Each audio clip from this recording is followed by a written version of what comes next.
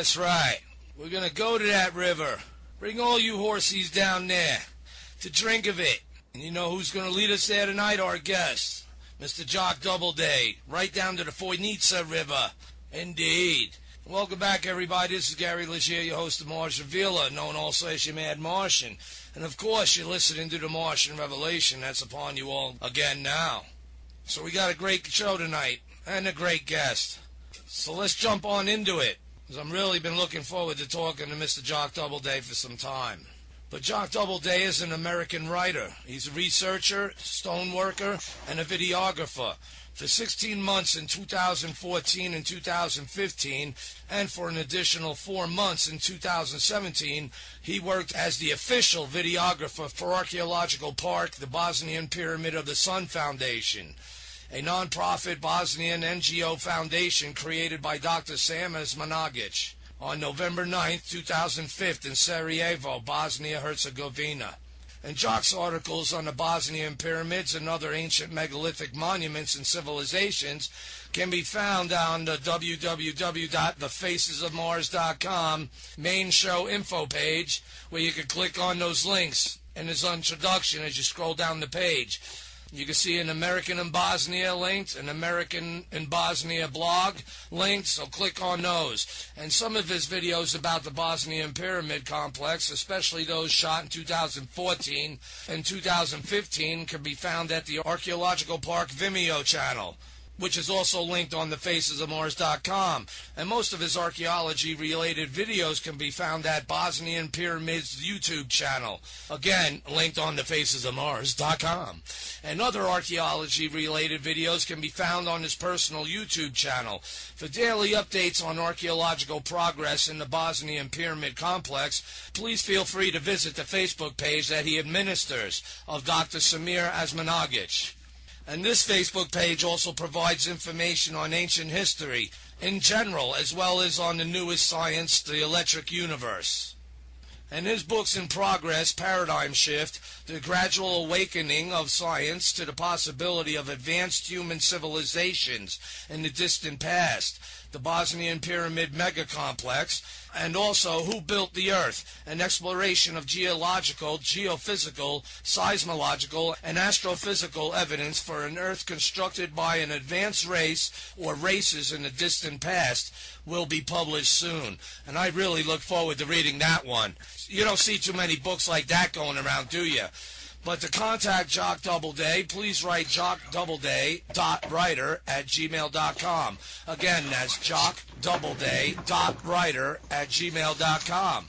And again, it's really cool to have Jock on because, years ago when I started seeing him in his videos while he's walking around Visoko and around the Foinica River, it was clear I had to get this guy on because I could swear of what he is seeing and trying to describe connects, believe it or not, worlds apart to Mars, because it's kind of like what I see on and as the surface of Mars that has basically been artistically sculpted on an entire planetary scale, intelligently modified, created on an entire planetary scale.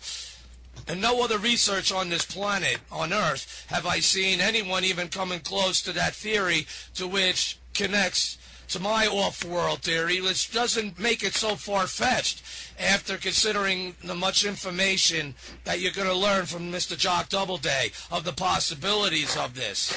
And that figuratively and literally, much of this all is covered up on this world by powers that be, as well as by the so-called natural nature of our world that literally covers this all up, makes it hard to be seen, therefore makes it hard to be fathomed, until it starts being dug up. And then what a whoop-de-doo it does upon everyone's world, pun intended. So, again, it's a real great honor to have Jock on with us, and I believe we have him on, I hope, as we go for round 2 attempt. Hey, Gary, how's it going, man? Hey, man, how you doing? Thanks a lot for being on. I got to tell you, that's incredible. I thought that opening song for you was just right on. Take me to that river, Mr. Jock, the Foinica. That's where it begins. But before we begin, when's this book coming out, or books? Now this is a new one I heard from you. Well, Gary, by the way, thanks a lot for having me on. This is the very first interview I've done, and I wanted to do your show because you're so different. There's a lot of adjectives I could use, but let's just say that you are fearless. How about that? Okay, I'll go with that. Yeah, and I'm not. I didn't say, I'm only going to go on a show that has hundreds of thousands of people in the audience, like George Norrie's Coast to Coast.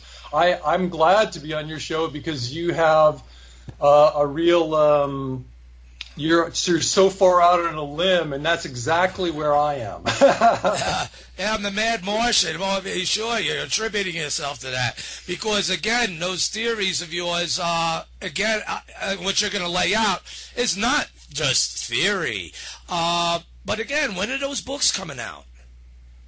Well, the books I'm writing are so intense. There's so much research that goes into them. And I always want to get everything just right. I don't want to get one fact wrong, So it's taken a lot of time, and I got lots and lots of books planned in the Paradigm Shift series. There's one for Bosnian Pyramids, there's one for Yonaguni Monument, one for Göbekli Tepe, and that Göbekli Tepe is going to take a lot of time because not a lot of things have come out. It's like a real mysterious it's still being project. dug up, right? It's still being dug up. It's a long time process and project. Yeah, and the institute that's in charge of that, it's not quite as open as the Bosnian Pyramids project is. I mean, the Bosnian Pyramids project, anybody can come. Any scientist can come. As Semiramis Montagu discovered the pyramids in April 2005, was thrilled. Every time he hears from a scientist or a team of scientists from anywhere in the world who want to come out, he's absolutely thrilled. He doesn't say, no, we've only got our own sort of closed team of scientists, and we're not going to even share that information unless we deem it fit. Everything's open. All the info's open. I really like that about that project. So it's a lot easier to get the data. And so that book is going to be coming out first, but it's like I don't really have a timeline for it. And by the way, Gary, you and I have talked about this off air. I'm primarily a playwright and a screenwriter, so I have so many projects that are writing projects that take a lot of time that aren't to do with archaeology, right. And I'm just so I don't want to promise anything because I got so many things on the list, but I love all of it, the important fact is it's being written, and that's what I want people to focus on. Is because of where you go with this. Like I said, it connects worlds apart to what I see on Mars, and it explains it, and that's what I was trying to explain for all them years. But then when I started watching, when the Bosnian Pyramid started becoming known, and Dr. Samir there, and then your videos, again, I thank you for that. And you're much more than, worth than you think, because you enabled the eye for us and our noses as it was. As you're going along with the camera, we're right there with you. And I very much so appreciate that, because I cannot, let alone afford, but I cannot physically be there myself, and millions of others can also. And these cases, and the case that you're helping actually build onto it, it'll be learned one day, actually is part of a much bigger picture that's going to whoop-de-doo the planet all the more without any catastrophes. And but before we get into everything, so it's a work in progress. But I wanted to know also, and for the benefit of new listeners and people that may not know about you, and the many ones that do, and for me personally, I want to know more about you, if you don't mind talking about that. So I'm like, where'd you grow up? What got you interested in the things that you do? And ultimately, what led you on this bizarre road to make you connected via the Martian Revelation in time that got you going with your boots on the ground in Bosnia? I mean, like you said, you're a playwright and this and that. What's that shift? We all want to know that and like to know that. So many of them have become even more earnest in wanting those books and waiting for those books and respecting your position, especially after they hear this show, waiting to get that book with anxiousness, not anxiety. Though it might give you some after the conclusions. Well, I just wanted to make one point. It was that, you and I have also talked about this before. I want to make it clear to anybody listening that always with scientists and researchers, it's never about the scientists. It's always about the data. So it's like if someone's waiting for Jock Doubleday's data, I'd rather have it be they're waiting for the data. Oh, and this guy Jock was the guy that found the data or right. helped us, help relay the data. It's never, I don't want it ever to be about, oh, let's follow Jock. No, let's follow the information on the channel. My channel that I created is Bosnian Pyramid. Don't you love this guy? Everybody, he's so modest, Well, help support him, please, in his work. But this is what we need for science, and this is what it's always like. Nikola Tesla was famous for his dedication to humanity and serving humanity, and that's what all scientists should be doing. It shouldn't be about serving their book project and trying to sell their book, but it's like so I just want to make sure that people don't think I'm here to sell a book. Not that it's wrong to sell books, you know. Right. Samir Osmanagich sells his books, and it's fantastic because he makes a little money to help his foundation work, you know. But it's filled with data also, right? And that's the important thing is the data. I just don't like the idea that scientists should be part of a cult of celebrity, you know. Like, I don't like that at all. Okay. So for me, it's like I want people to go, okay, well, what's the info?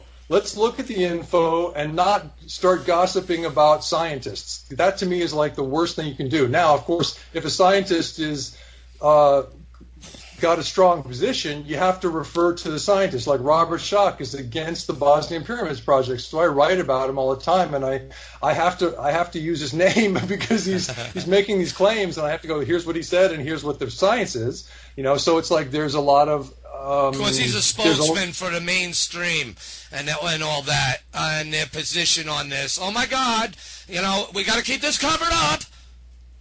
It's a very strange thing. If people want to see the main article that chronologues the entire attack of the orthodoxy against the Bosnian Pyramids from 2005 till now, it's in my article called "The Mysterious Anti-Scientific Agenda of Robert Schoch." Now, again, it's not about me attacking Robert Schoch. It's just about a mysterious agenda that he is the spear point for, and nobody knows what it is. I got nothing against the guy. I'm sure he's a very nice guy. Walter Cruttenden, who wrote Lost Star, which is one top 10 books I've ever read in science. The Lost Star theory is that Sirius is in a co-orbital relationship with our sun, right. And it's absolutely genius. I read every word of it back in the day, more than 10 years ago. And so I talked with him by phone because I was going to write a screenplay about his life, and so I talked with him several times on the phone, and he's friends with Robert Schoch, and he said, "Oh, Robert's a great guy." And wait, I'm sure he's a great guy. About whose life? About Tesla's life? You were going to write a play about Tesla's life you're talking about? About Walter Cruttenden's life. Oh, I'm sorry.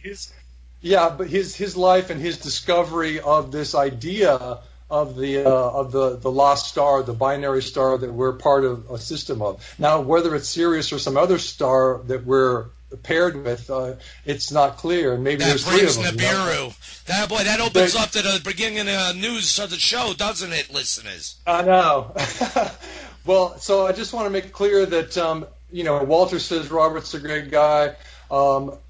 It's just that his science is not aligned with the science that I think is better science. And so there's an argument that's a scientific argument. In other words, that's a conservative way of saying it's not matching up with the facts of what you see. I mean, that different scientists will disagree. So I'm just saying, it's not a personal thing. Right. Like I said, I'd have a beer with Robert Schoch.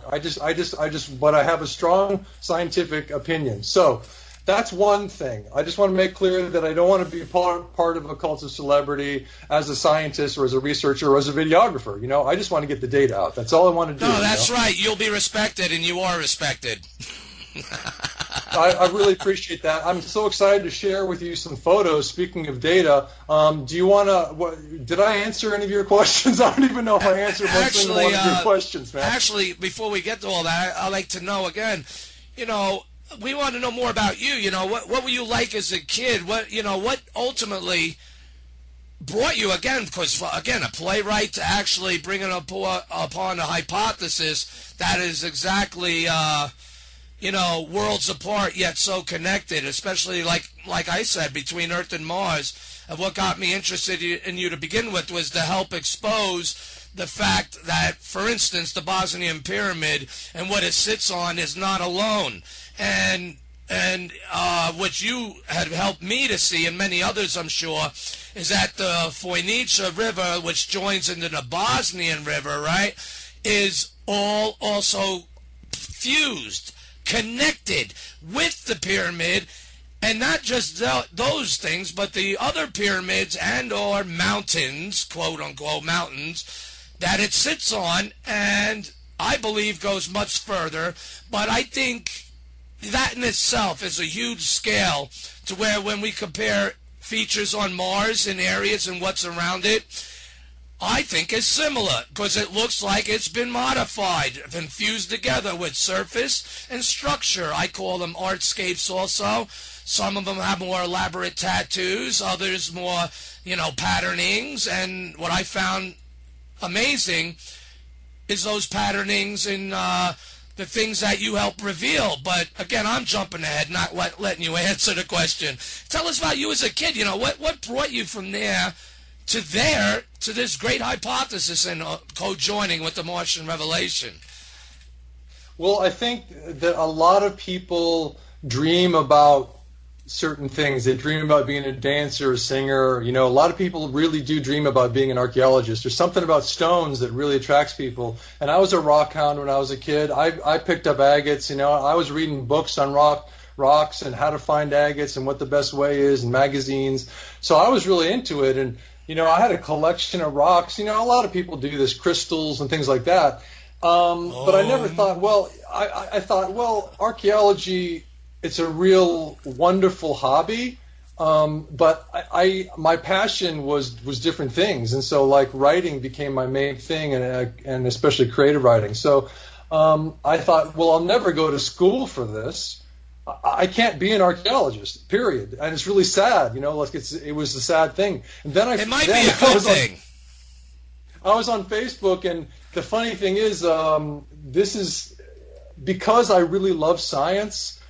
I saw this post on Facebook that said there are pyramids in Bosnia, and because I love science, I said, you know what, I'm going to have to tell this guy that he's crazy, but I can't just say you're crazy. I have to back it up with science. Right, he might not even see email, or just, you got to go in the face about, huh? Well, I don't want to just say things on Facebook. That's what everybody's doing. I want to have some links, some research. I want to be able to say, clearly there are no pyramids in Bosnia because A, B, C, and D. So I went to research it. I found Semir Osmanagic, and I realized there were pyramids in Bosnia.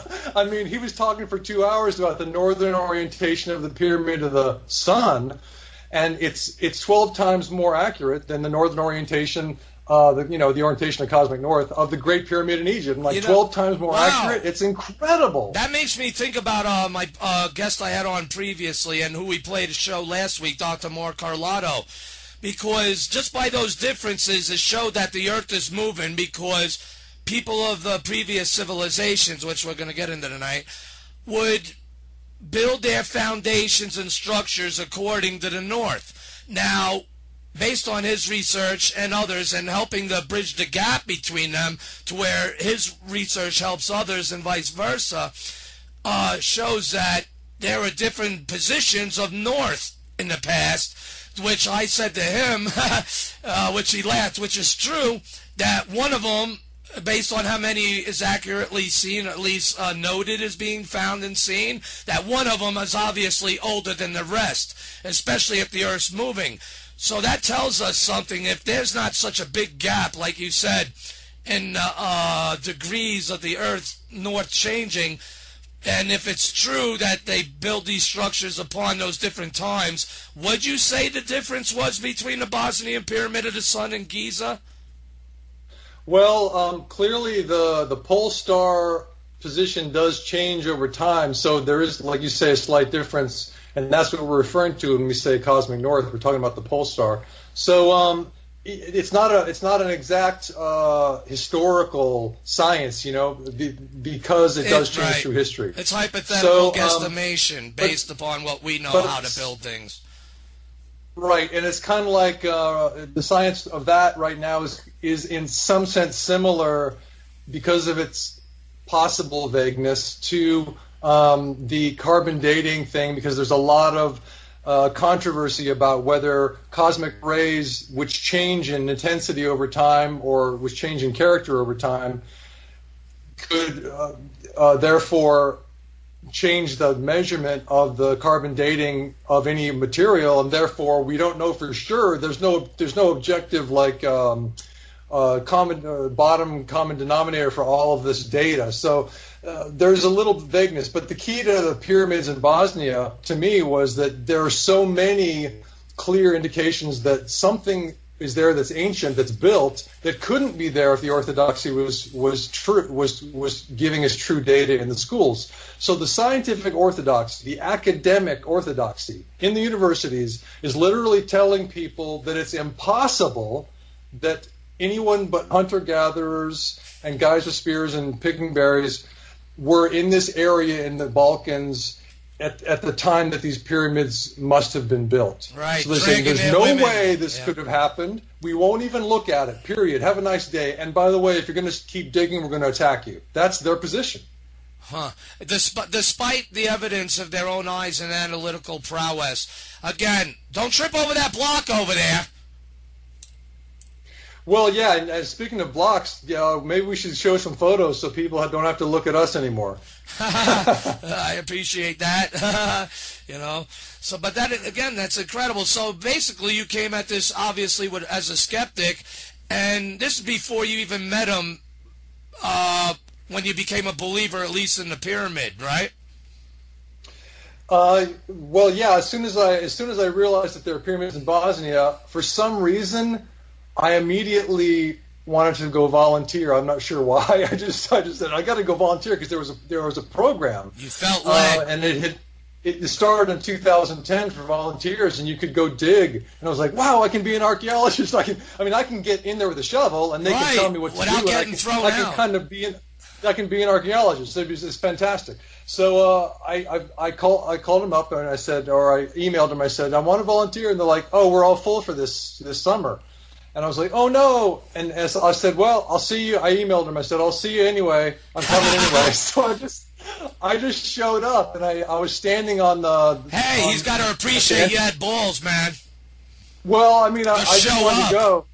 I figured, what could they do? Say, no, we don't want you to help us? Right, or go on your own spot. Take your own journeys like you do on your videos and bring a shovel. I hear you. I mean, I don't take no for answers. Well, yeah, and just so you know, and just so your listeners know, anyone can volunteer informally also, so just like I did. So you can go there and just say, hey, can I help you today? And you can get on the team and help them, and the archaeologist will tell you what's happening, what to do, what to look for. So anyway, this was 2011 in the summer, and I went out there, and I was standing at the entrance to Ravne Tunnel, and Semir Osmanagic shows up, and I'm like, hey, that's that guy that found the pyramids. This is awesome, And then 20 people were all around him. Like, he is a celebrity in Bosnia, and the volunteers love him because they know what he's done. But in Bosnia, people are like, wow, here's the guy that's bringing tourism to our country that was shattered by the bankers, for years and years. And then years previously of war. We got a 50% unemployment rate because of the darn war. And it's like, here's Semir Osmanagic bringing tons of European and American and Australian tourist money in. So he's a celebrity. They love him because he's a scientist, too. Don't get me wrong. It's not just the money. They're like, wow, he's a great man. He's a scientist. So anyway, he's just mobbed by these people outside he always is. I mean, it's always been the same. This is never different. Right. And so I had to wait for a long time to even talk to him. And finally, as he was walking to his car, I said, Semir... and he got in his car, and so I just got in his car with him, and he's turned to me, he's like, what are you doing in my car? He didn't know who I was, or he's like, what are you doing in my car? I'm going to Sarajevo. And I said, well, can I go with you down to town? He goes, well, I'm going to Sarajevo. So he didn't really want me in his car. I said, well, here's the thing. I just said, look, here's what I can do for you. And I listed like 7 things that I could do for him, and he goes, oh. And he goes, well, why don't you organize a scientific project? The scientific conference, because there was a lot of scientists coming in. They needed hotel rooms, they needed vegetarian meals or whatever. And he said, why don't you do that? And I was like, great, that sounds great. And I said, okay. And he said, I'll give you a hotel room and breakfast. And I said, fantastic. And that was the deal, So that's what I did. I mean, I'm totally ADD. So the fact that I was organizing the conference is ridiculous because I'm terrible at organization. But I was like, anything he wants, I'll try my best and give it 100%, Right, that sounds awesome. So that's how it started. And I was there for 3 months, and then in 2014, I came back to do some official videography because I had made some little amateur videos in 2011. He liked them because I would interview the tourists and the volunteers and the scientists. And he said, hey, why don't you come back and get a professional camera? So then I was not only an archaeologist but a videographer. So before you, he didn't even have anyone doing what should have been obvious. Right. You mean the videography? Yeah. Exactly. He didn't have anybody, so for some reason I got to be the first guy. People are so stupid. I stayed there for 16 months, and the whole time I'm thinking, where are the professional videographers who should be vying for my position? I'll give my position up if someone who knows what they're doing will come and do this. I just had a really good camera. Yeah, and I did hold my the best camera steady. Shoot there. Yeah, exactly. So I was just a writer holding a really good camera in the tunnels, and I bought the camera specifically for Ravnik Tunnel. And I think oh, I see. Yeah, I keep thinking about the video of this, but your listeners won't be able to see these photos. I see. Yeah. But I do have some photos I can share with you, some screen share photos if you want. Oh yeah, definitely. Especially from that time frame. Is that where you want to go and journey on from there? Well, we could start with if you walk into Visoko, what the Pyramid of the Sun looks like. Okay. I mean, it's pretty crazy. Now I got to see if I hit screen share first. It is pretty crazy because listeners, when you see these images, you'll notice, and many of you probably already know what it is. There's people living right up on the slope banks of it, and to their knowledge, they never knew it was a pyramid, but they can't be blamed because their parents didn't either. Can you see the screen? Yes, sir. I mean, can you see the pyramids? I see a pyramid between two buildings. Yeah, that's what you see from the center of Visoko. I mean, you see this massive pyramid. It's the Pyramid of the Sun. Yeah, it booms out at you. I mean, Dr. Samir, he must be a real smart guy. No offense over there, but come on, people. You haven't... Look at the thing. It looks like a pyramid. Try to cover it up as it may. Especially from the air... You can see this aerial shot that we were looking at a couple of days ago. It's so clear, but it's like, if you live on the side of it, you don't really notice it as a pyramid. You just see, it's a pointy mountain, Well, I don't know, man. I would notice and feel the slope, or even going down to the block to the store, and by those images you just shown between the two buildings, I don't know about you, dude. That looks like a pyramid. I'm sorry. I know you're trying to help out. It's shocking how massive that thing is, and it is the largest document. That is the factor that blows people away. They cannot believe it. Yeah. That's why people cannot believe what I see and many others see on Mars. Because it's so huge. And this ain't nothing compared to what's up there. This actually is part of the scales as what's up on Mars. And this is far bigger than Giza. Right, so this is bigger than the pyramids in Giza, and the ones in Mars are much, much bigger than this. It's unbelievable what the ancients did. I mean, it's incredible. Well, with different planetary gravities, too, that might be able to be an understandable reason.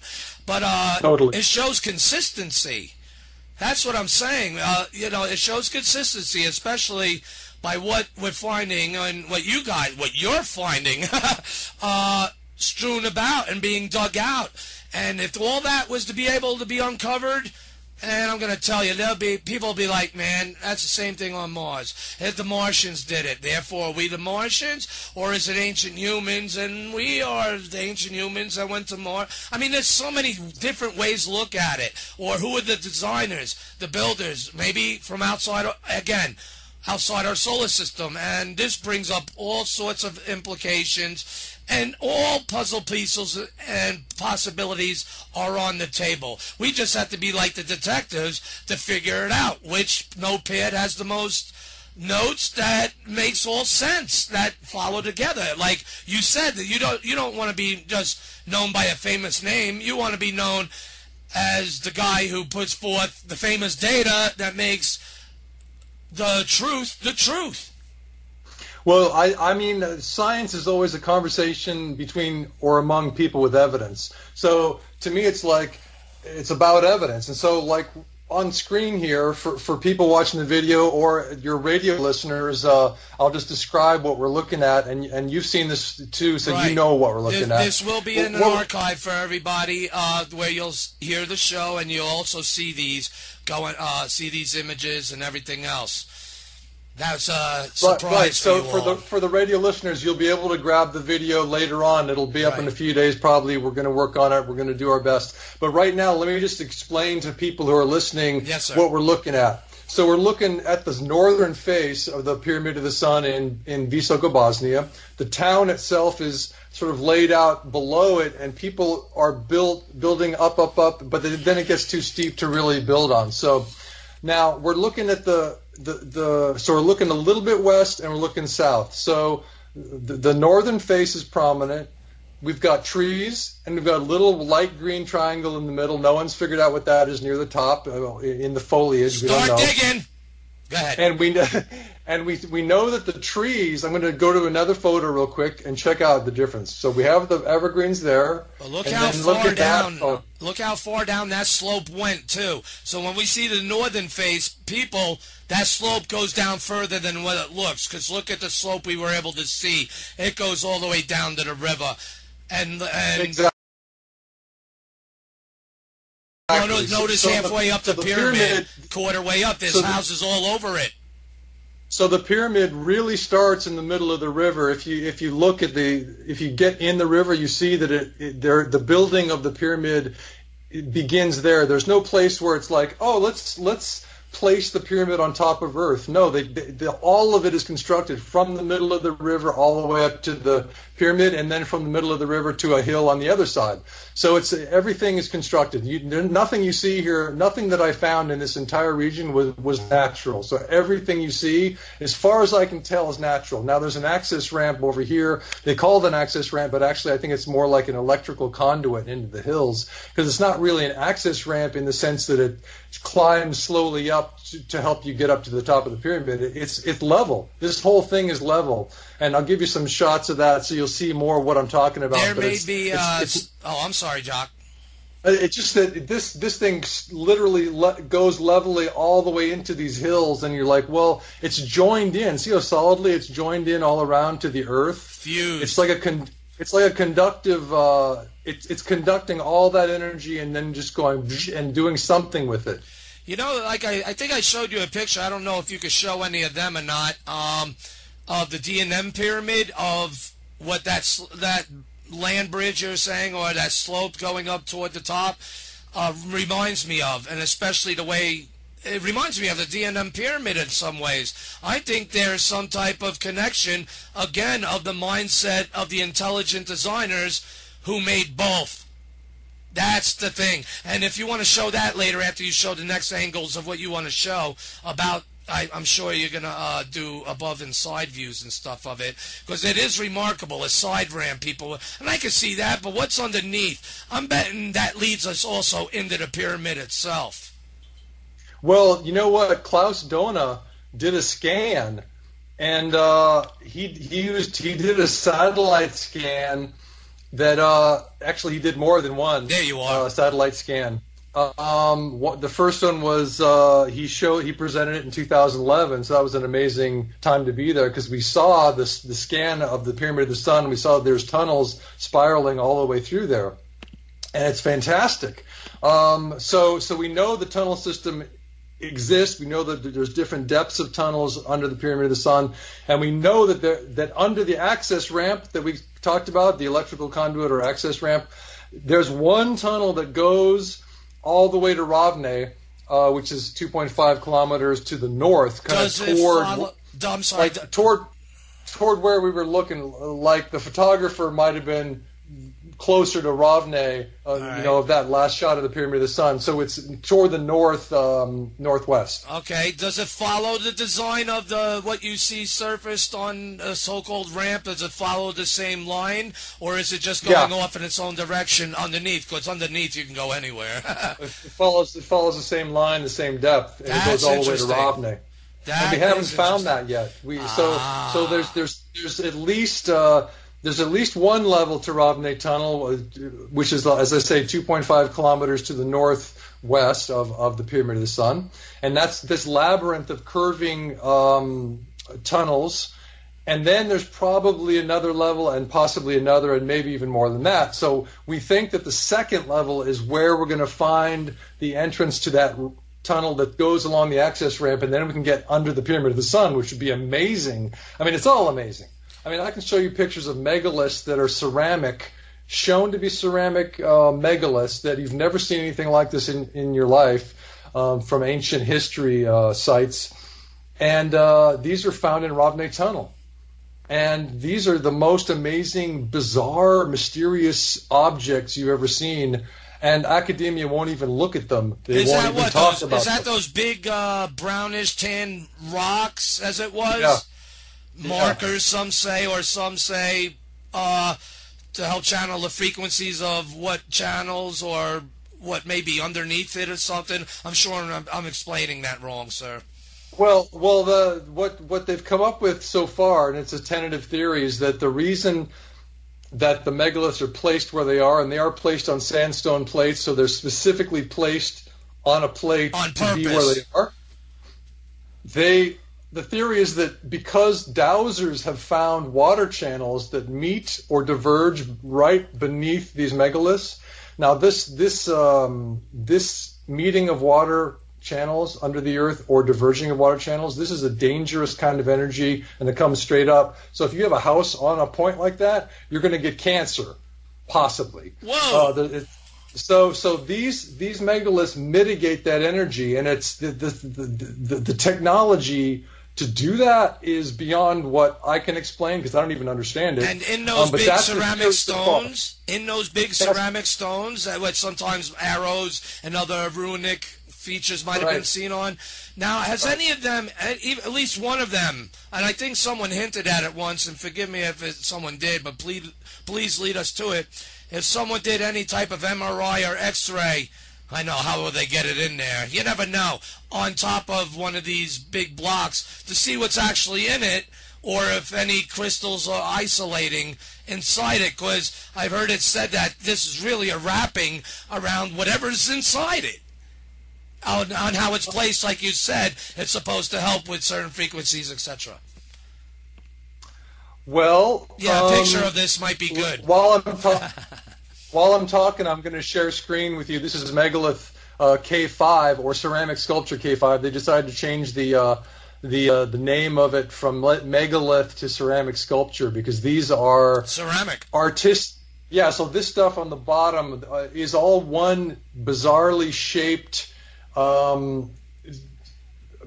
piece of material, and it's probably about as big as a small house in its width and length. That's the wall around it, and there's all these tunnels that lead to this chamber where the megalith K5 is, or ceramic sculpture K5 is. That's another wall and tunnel. And again, when you say ceramic, that means in order to become ceramic like that, it has to be heated.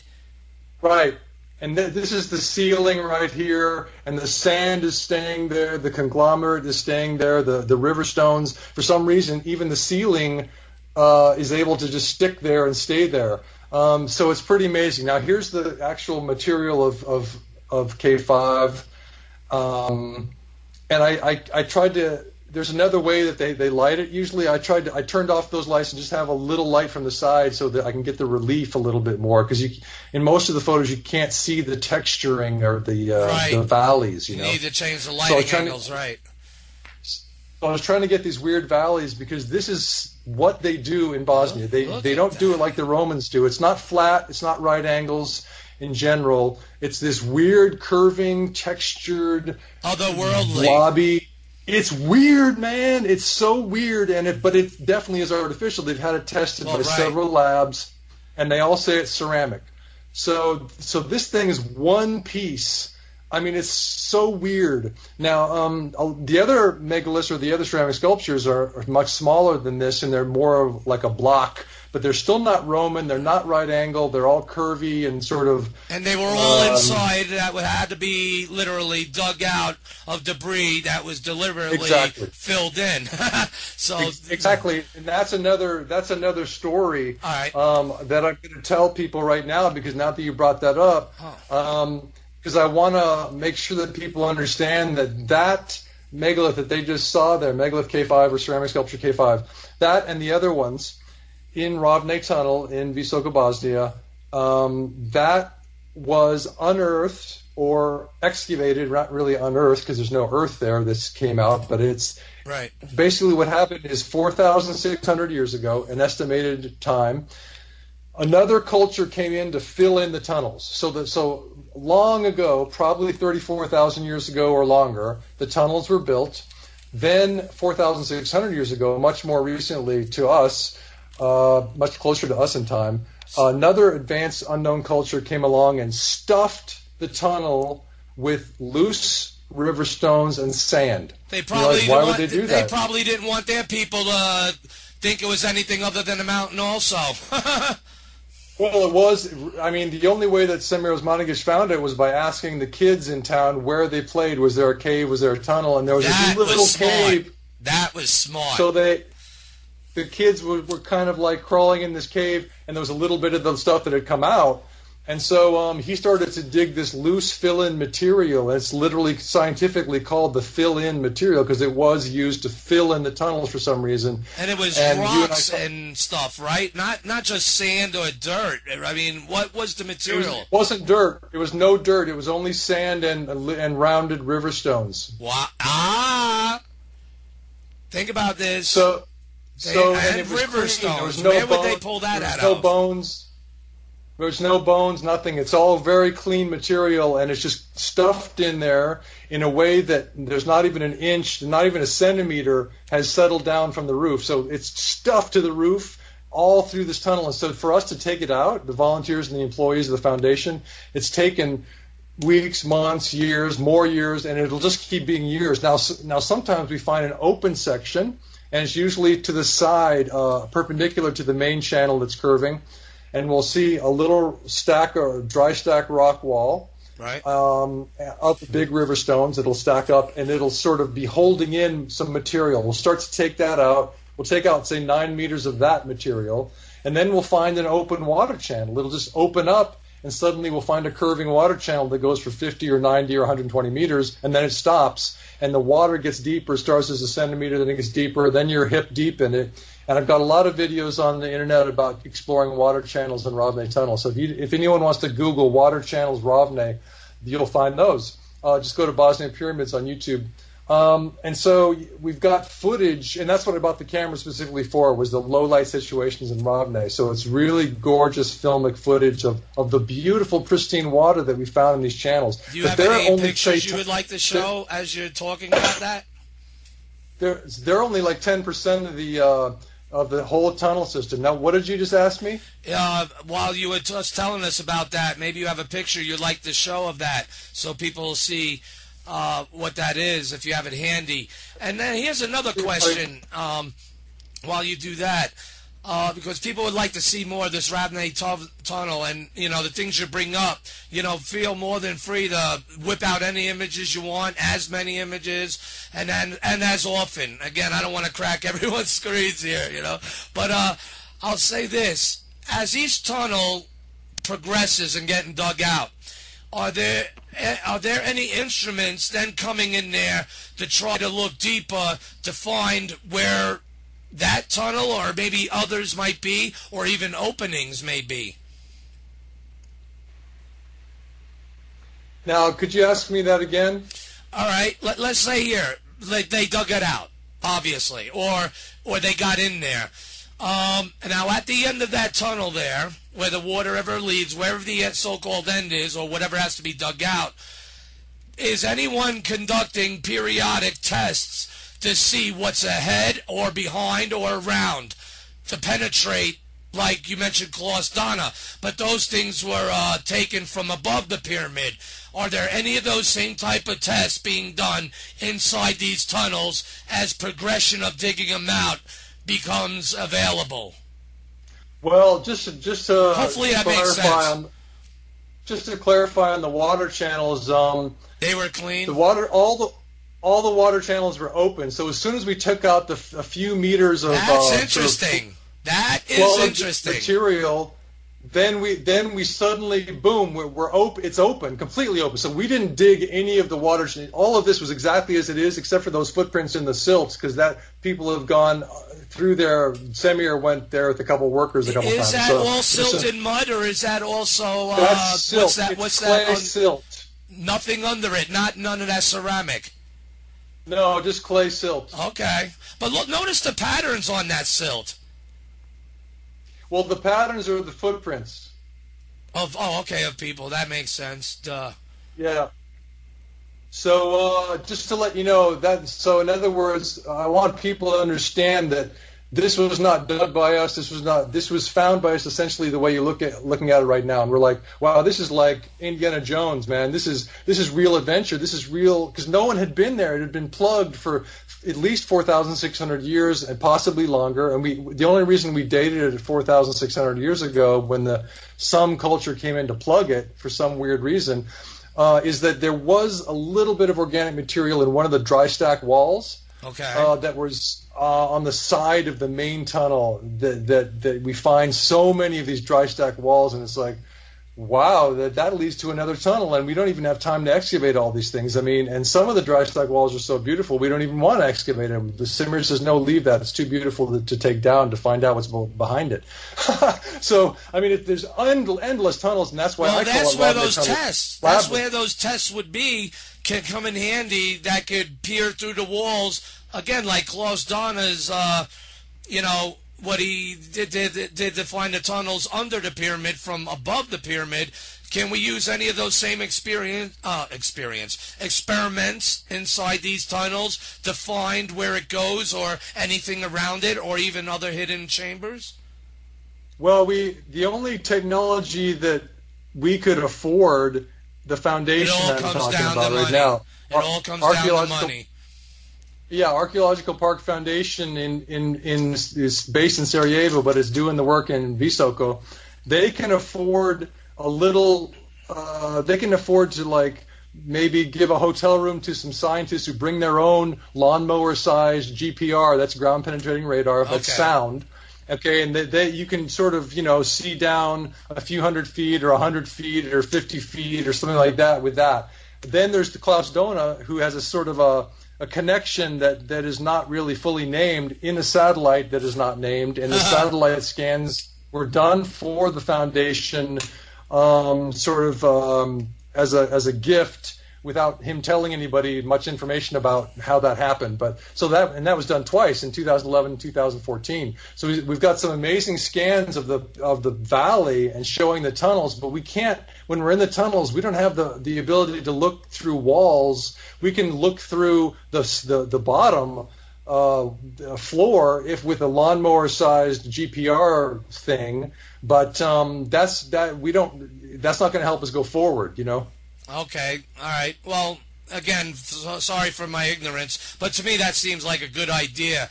But if there are people out there that are interested, and again, like Jock said, be your own Indiana Jones. There's no Zahi Hoasses in the way that putting up gates and locking you out and keeping the truth from you all, and having people, like of the mainstream Robert Shocks, the brown nose around. Look, I am against the suppression of the truth and knowledge. I want to go where the data takes me, and that's what I do, and that's what you do, Jock. And we don't have to make experience. We don't have to make, what is this with experience in that word with me tonight? But anyway, and we don't have to mince words with these mainstreamers of, again, don't trip on that block on your way out, those that want to say it's natural. When it's not just a block, there's usually layers of blocks. Okay, so they don't want to realize that. And has Shock ever been out there ever since many of those blocks have been dug up? No. But of course not. But let's concentrate on these blocks. I'm gonna let this. Look at the water of that. It looks drinkable. It is drinkable, and it's such a high energy, pure, healthy water. This before we mess it up with our boots. They get the water for the tourists from another source that's not walked through. So there's a well in the tunnel that's blocked off. It's locked away from any tourists ever getting in there, and the employees go to this well to get the water for the tourists, and they sell it as a souvenir. The government won't allow them to sell it as medicine or as actual drinking water. They're allowed to sell it as a souvenir. Has the well been probed? That way. Has the well been probed? Has the well been probed by any mechanical device to help us? Well, let's see where this goes. Remote control. The well it's a shallow well, but you see all of this water is continually being replenished from beneath the earth. So you could say, well, it seems like this water is going to be 34,000 years old, but it's not. It's not really 34,000 years old. The tunnel is probably that old or older, but the water he pumped out one of the channels to see what happened, and the level came right back. So it's coming in from below. And it always stays at the proper level, though. It doesn't go too high. It doesn't flood. It's always at the proper level. So somehow they made it so that nature, or their engineering of the hill, would bring the water just to this certain level. And then you're like, what are these for? They just end. I mean, it's so mysterious, man. It's not like they lead to a door to a hidden library or something. It just stops, and you're like, well, I guess we'll go find another water channel and see where that goes, you know? I wonder if this water is connected to Phoenicia/Bosnian, the river, and then being higher up, so the water. Okay, it's coming from a different source then. The river. Bosnia and the Phoenicia are way down at the bottom of the pyramid. This is kind of like the level of the level of the access ramp on the pyramid. If you just bring that level north, it's not quite that high, but it's pretty high. It's almost that high where the first level starts, and then there are other levels below it. We believe that we're going to be able to find, but this level where this water is, somehow it's there. We don't know exactly how it works. Everything's a mystery there. They wanted it there. That much is certain. They wanted it there. So that means it's purposed. It's not an accident. It's not a catastrophe event. They wanted that water there, untouched and pristine. Absolutely. And I have a video that's very, very important for people who wonder about the engineering of the ancients as far as the Ravne Tunnel goes, that talks about the hill itself being built, and it shows without any doubt scientifically that the hill that Ravne Tunnel finds itself in is itself built. In other words, they didn't dig this tunnel out of a natural hill. They built the hill and probably left this conglomerate sort of structure as an empty space. The hill itself is made of clay and clay stones. So there's baked clay stones layered with clay. And I've got a video out there that anybody who wants to contact me at jockdoubleday.writer@gmail.com, I can send you the link, or we'll put the link up in the video. But I'm going to show you some blocks, because you talked about blocks before, and I want to show you so that people know what we're talking about when we say blocks. I'm not talking little mud bricks now, people. Yeah, because it's really shocking. I mean, you go there and you think, oh, it's just going to be, it looks like a hill, and we're not sure. No, this is a tumulus right here. Now, are we still sharing screen? I believe so. I see a bunch of images selected. Okay, so this is Ratnica tumulus to the north. Wow. This is so if you're at the Bosnian Pyramid of the Sun, this is about 2 miles northeast. Ravne is the northwest. So this is kind of like, it's a triangle between this tumulus, Ratnica tumulus, and Ravne tunnel entrance and Bosnian Pyramid of the Sun. So this is the gateway to the complex. That's what Semir Osmanagic calls it. It's sort of the first structure starting at the north, and then you move into the central structures. Wow. Now notice the inclination of this layer. This was excavated, so this wasn't visible for tens of thousands of years. Right, it had to be dug out. Everything that you're seeing, people, had to be dug out. Yep, volunteers and employees of the foundation working really hard. So they found this layer of blocks, and you're like, whoa, and you'll notice the inclination. So this is always the same. We spoke about this off air. The inclination of these blocks into the face of the structure. This is Goran Samukovic, who is a scientist who was studying the energetic properties of Ratnica with his helper there. I'll just go to the next slide here. So you see these massive blocks kind of like a right angle here. Wow. But it's not Roman right angle. It's the ancients who built in Bosnia kind of right angle. It's like, it's about right angle. It's funny how they do this. It's sort of flat, not really. Sort of a right angle, not really. Another one, kind of a right angle, kind of bumpy. They don't seem to mind. They're sort of doing it kind of that way, and they love doing it that way. They never do it like a Roman block. Right. So we've got these layers, the claystone and then the soft clay. This is from kind of more above, and you can see the channeling between them, which is always the case with the concrete on the Pyramid of the Sun and with all of the stones in all the structures in the complex. We don't know why there's channeling. No one ever talks about it. I kind of ask about it in my videos. I think it's for purposes of water. Water channeling is rain. Again, it would distribute correctly and wind up down in the Phoenicia if I'm correct in that assessment. It could help with that. It could help dissipate water so people ain't sliding off and falling down the pyramid also. I mean, there's many reasons, but it does look like some type of channeling for a purpose of maybe rainwater as far as we know. Well, I mean, that was originally what I was thinking, and as we spoke about a couple days ago, then you go, well, the construction clay that was on top of this before it was excavated would keep rainwater. Oh, this had the clay on top of it originally. The clay's gone from these blocks? All this was this is part of the, in other words, the tumulus went like this. I mean, this is all excavated. So this was covered with construction clay. So the rainwater could never get in here. So then you go, maybe it's an earthquake. So how'd the grooves get seen? You guys pulled the clay off? How did what? How did the grooves and channels become seen then? The clay was all pulled off? Yeah, the clay was taken out. The surface clay that they would soft cover the clay blocks. was everywhere, yeah. Oh, wow. So that must have been a pain in the ass. So, but you can see how it's inclined into the structure, Yes, sir. Inclined. So for him to stand straight, he has to kind of lean to the left there. Right, so now you just roll off of it. You'll roll into it instead of off of it.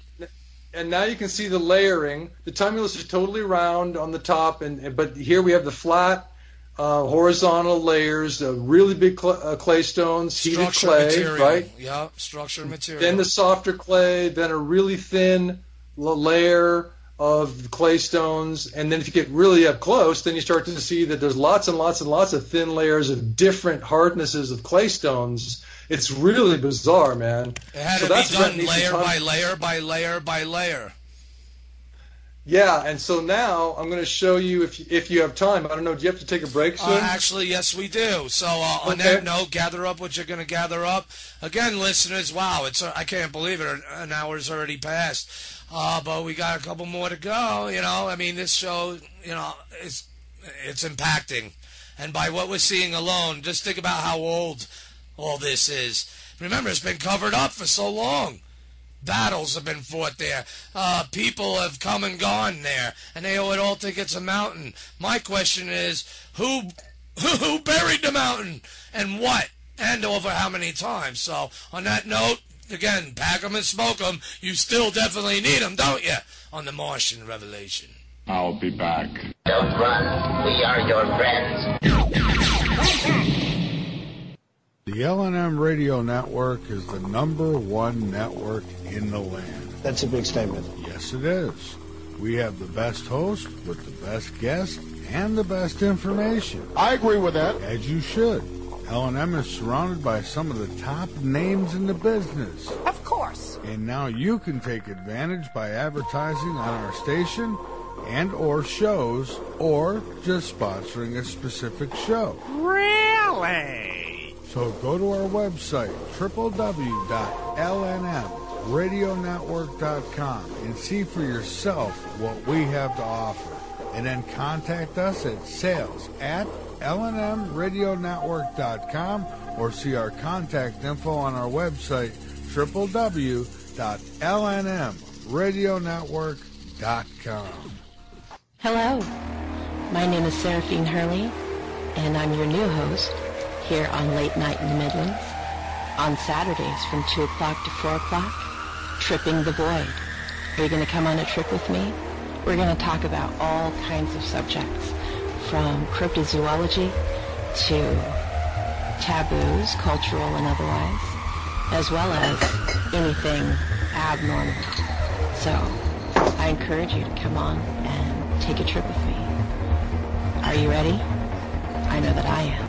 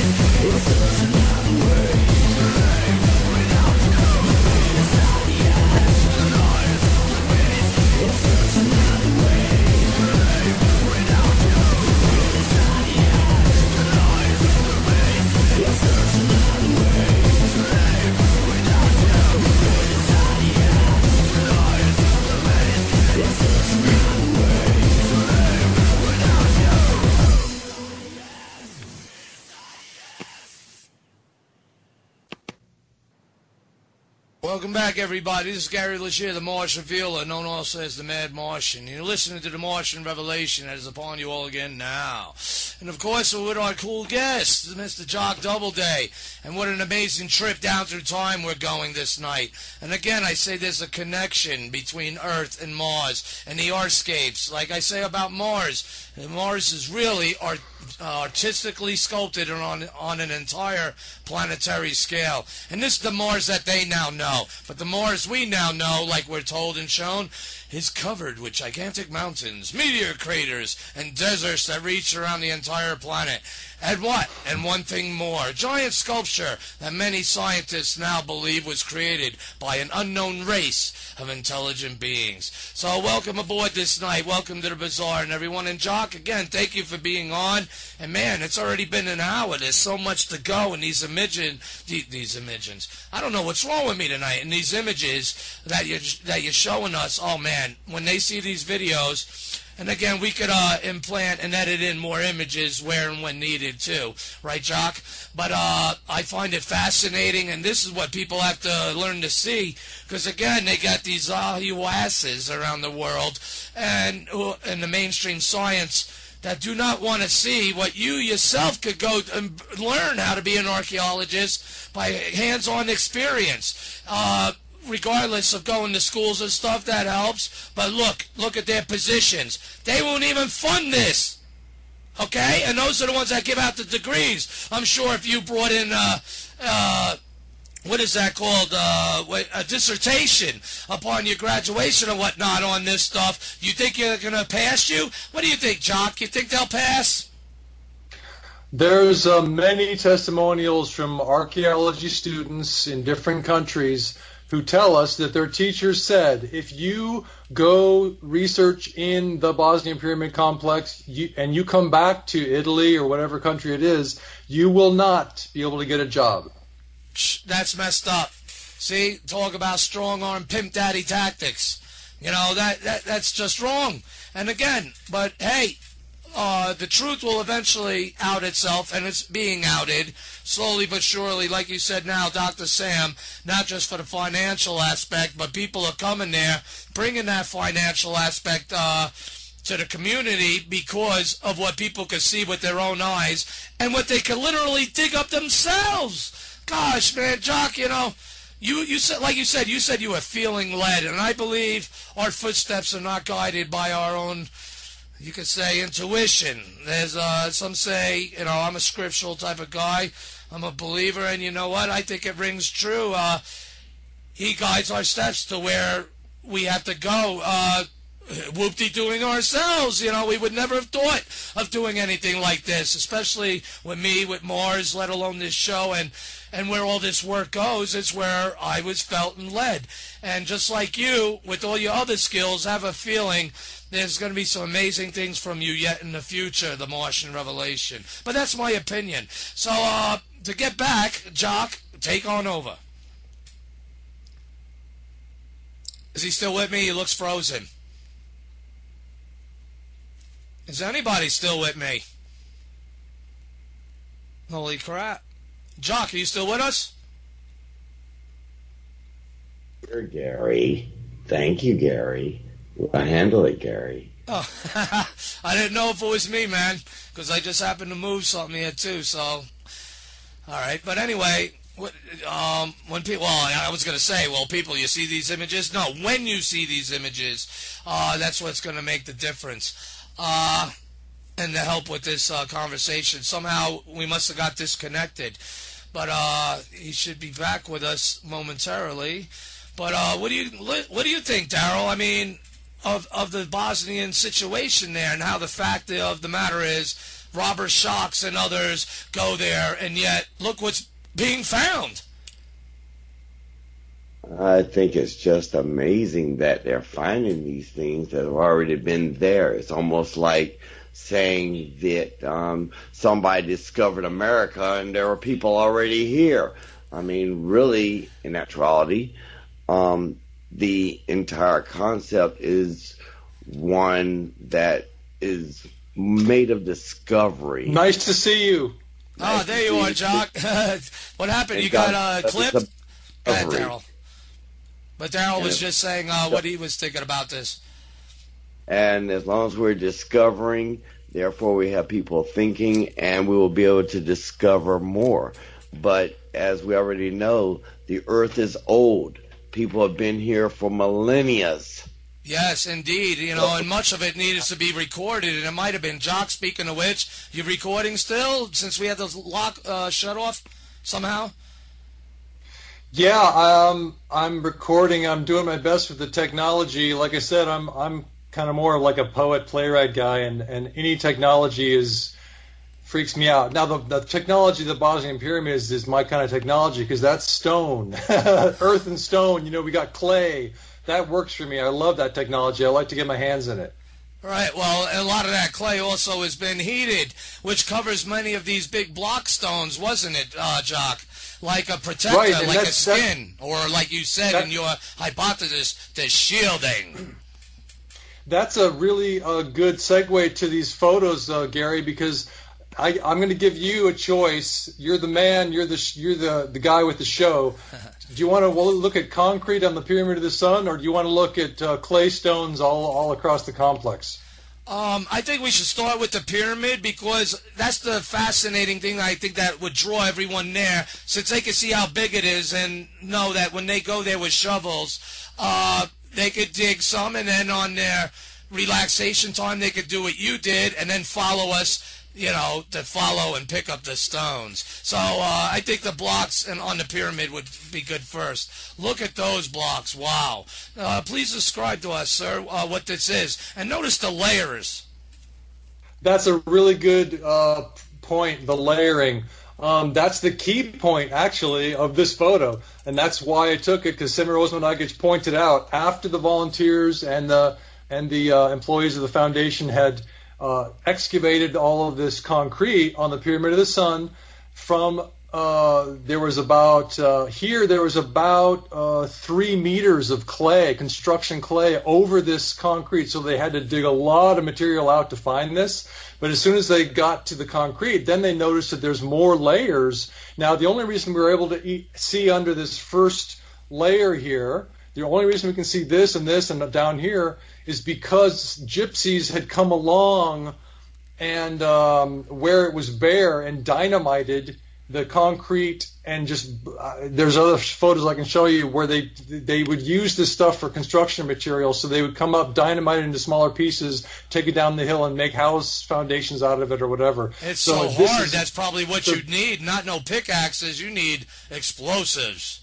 Well, this is really hard concrete. So, but just to let people know, it was only a really small area that was affected by the gypsies dynamiting this stuff. So it's not happening anymore. That was in the past. So anyway, that's why we're able to see here, because there was some activity in the past by these guys that were taking the material. Well, but anyway, so what we see is this top layer. We got the channeling between the blocks. We got the basic right angle there. Basic right angle, but then you notice that it's not like, pudding stone, natural concrete, where it would just be a big blob. No, it's a layer, a specific nether layer with a flat top, a specific nether layer with the flat top, just set on top of each other.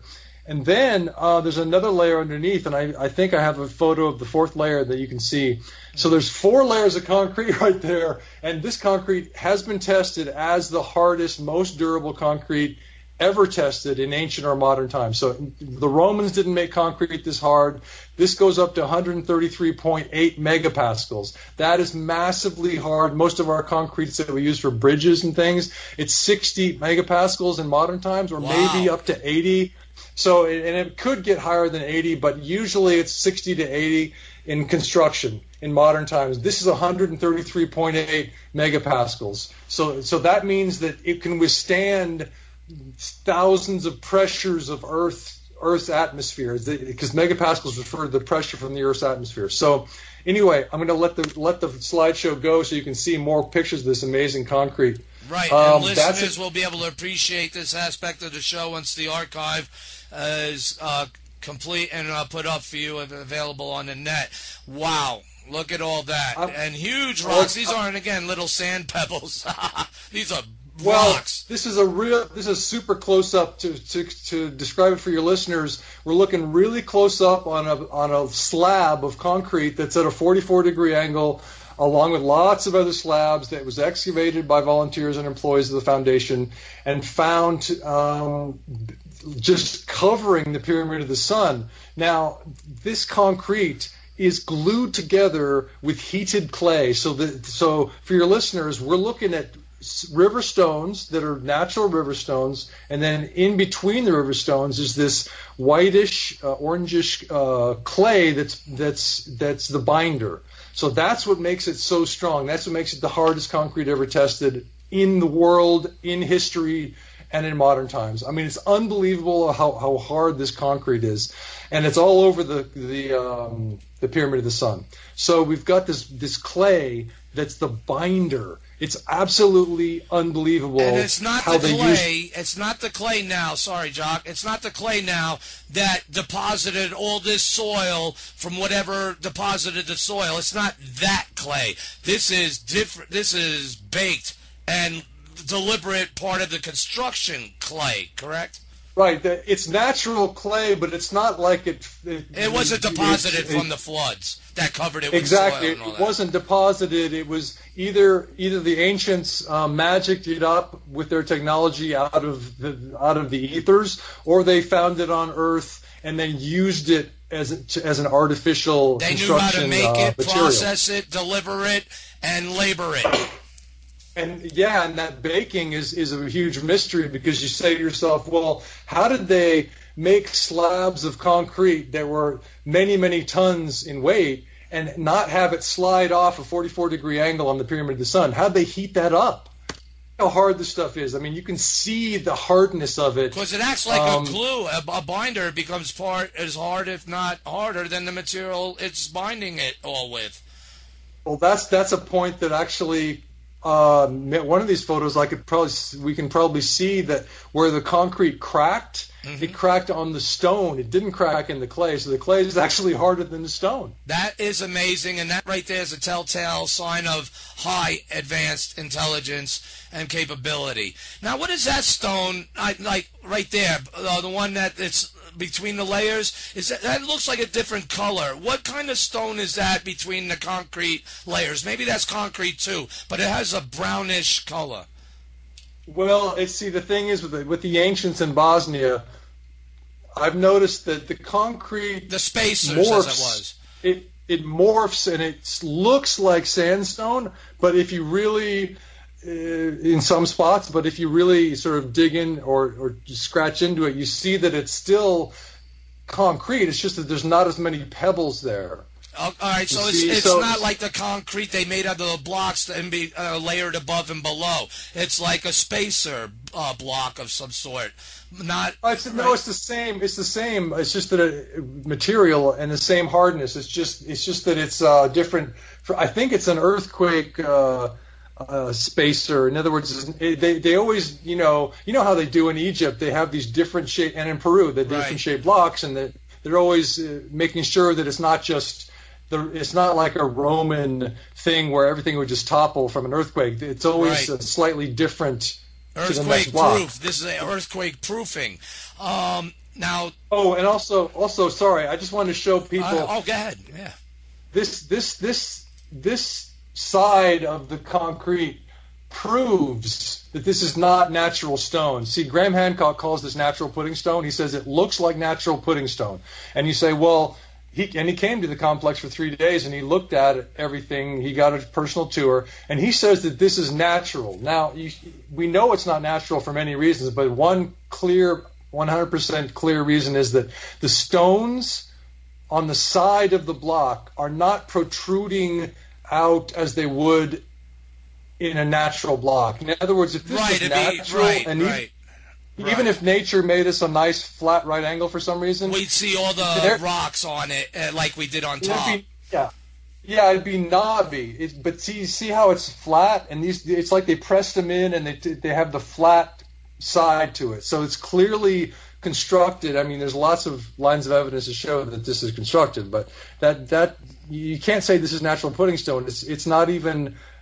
So this is the site where the gypsies came, and it looks jumbled because there was some dynamiting here. Right. But like I say, this is a small part of the complex, so people don't have to worry about the whole thing being dynamited. This is one little tiny excavation that we did. Because those other sites, in that area where the blocks like maybe what we were just seeing, for all we know. I remember seeing videos and the pictures linked again through the facesofmars.com, and take that on your journey, everybody, to these blocks. They look similar in size, and they're patterned. They're not all butted up against each other, but like how deliberately spaced and evenly placed, in my opinion.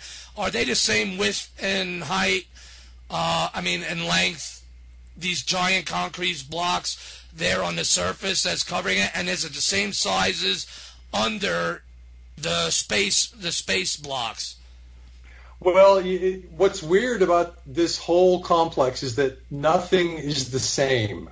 So it almost looks like if you go from this excavation on the Pyramid of the Sun literally 25 meters to the left, if you just walk to the left of this photo, you'll see another excavation that Samir has done through the foundation, and we're probably going to see these photos in a second. I think they're in this. And they're completely different looking slabs, and they're bigger and thicker slabs. And you're like, well, it looks like a different civilization came along, or at least a different artist or a different engineer said, hey, let's try this way. I mean, it's so weird the way it's done, and it's the same all over the complex. It's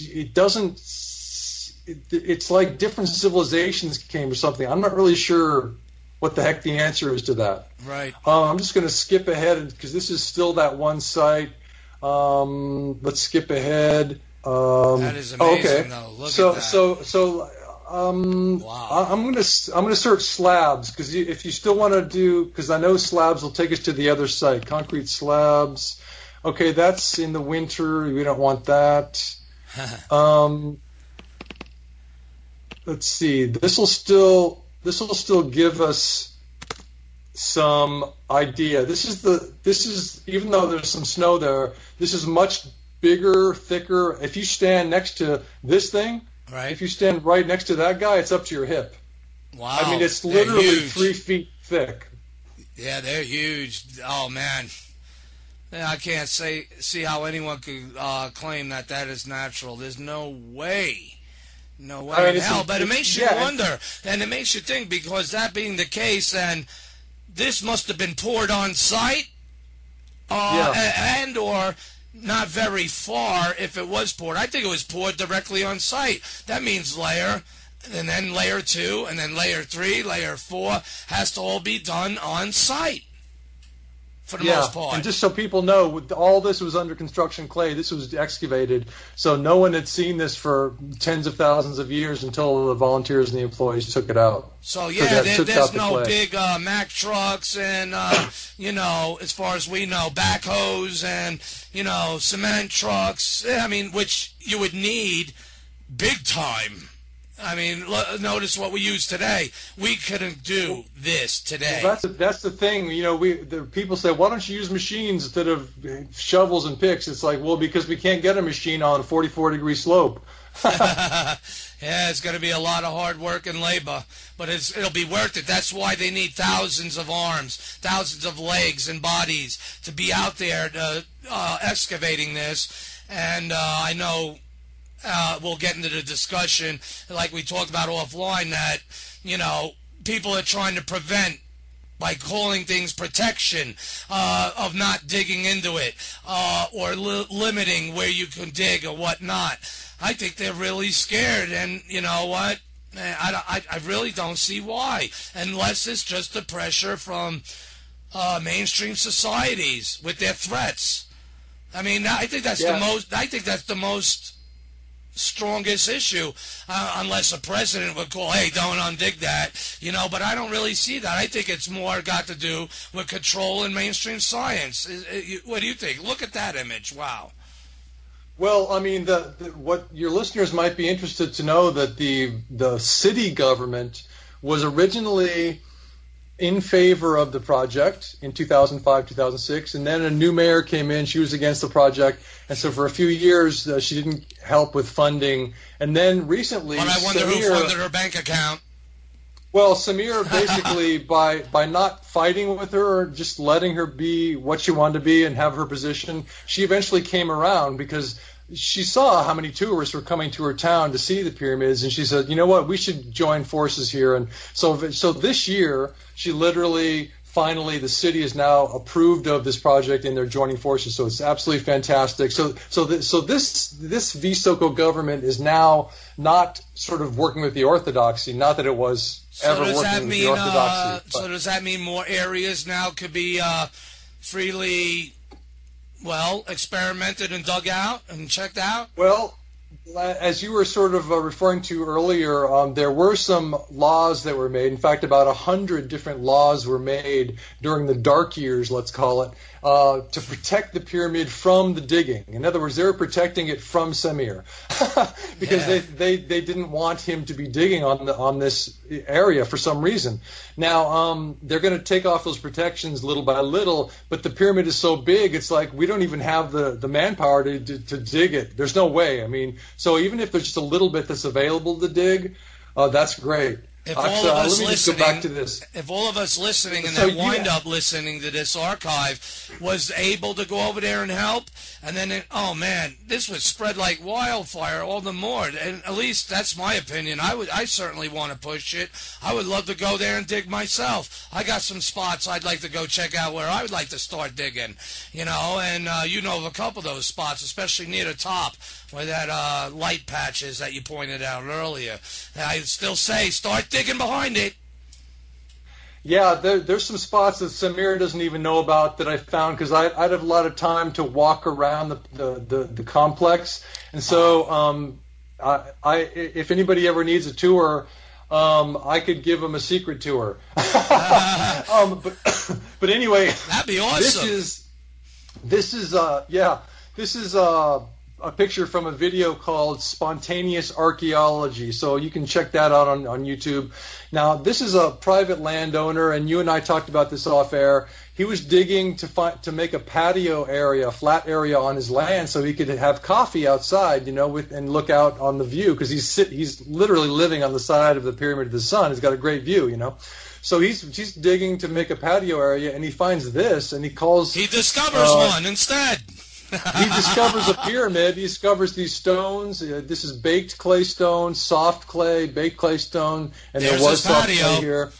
Soft clay, baked clay stone, soft clay, baked clay stone. And people say, oh, no, it's just natural. Well, this is clearly not natural. Right. Then you've got another layer of clay stones, thinner layer. So there's that whole video. Check it out, Spontaneous Archaeology. This shows that the ancients used different construction materials throughout the pyramid. So just above this is where the concrete was that we were just looking at, just only maybe 50 meters up the pyramid from there, and then or further, actually a little bit further. But then you've got this baked clay stone instead of concrete. You dig through the clay. There's a little bit of soil on top, and then you dig through the clay, and then you find the first layer. Then there's more clay, then softer clay, and then you find the next layer of clay stones, and it's not concrete. So it's so weird that they morphed their materials from spot to spot on the pyramid. But let's go look at texturing, because now that we've sort of given a taste of the Pyramid of the Sun, check this thing out. Wow. This was found on Osceola Hill.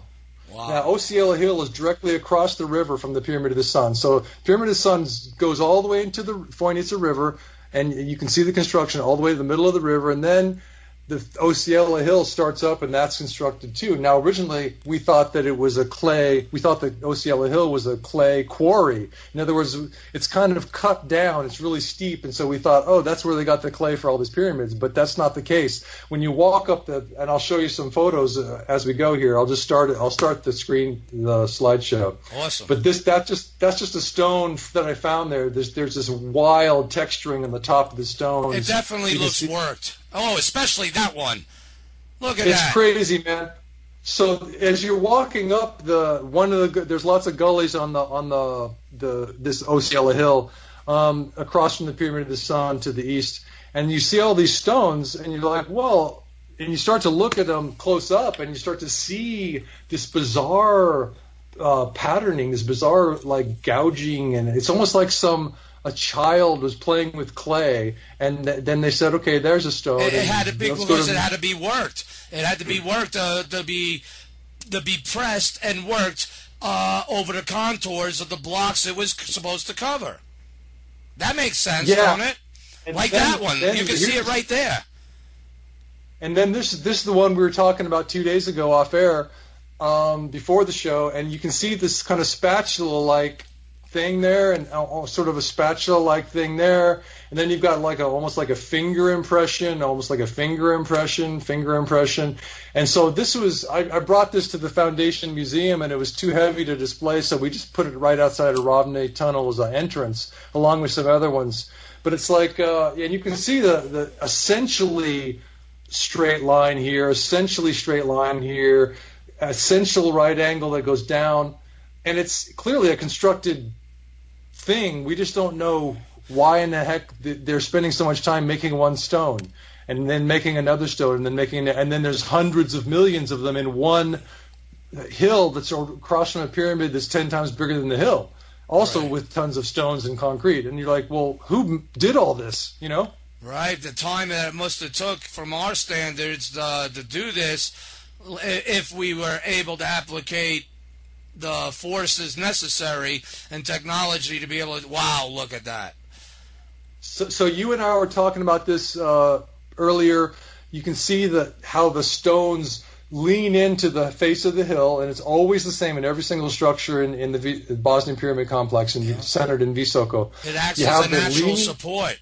Well, it's modified. It's leaning in, so like it's an engineering know-how. They say we know that gravity is going to help us if we lean these stones in, and it's going to be super strong. Now, what else? The other thing they did, they baked this clay stone.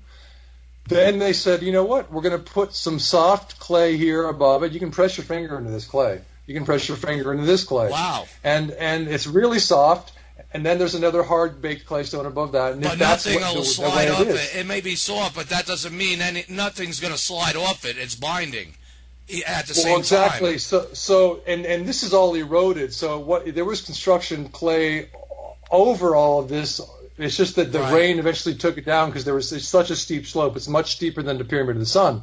So the reason that we believe that there were these soft layers between the clay stones is that it would help with earthquake mitigation. And you see the soft layering throughout the pyramid complex. There's huge 1 or 2 or 3 meter tall or deep soft clay between concrete layers in the Pyramid of the Sun or above them. And you're like, wow, that would really take the kinetic energy of the earthquake, and it would let the structure stand. It wouldn't topple because it would sort of softly accept the kinetic energy. It's a genius way to build.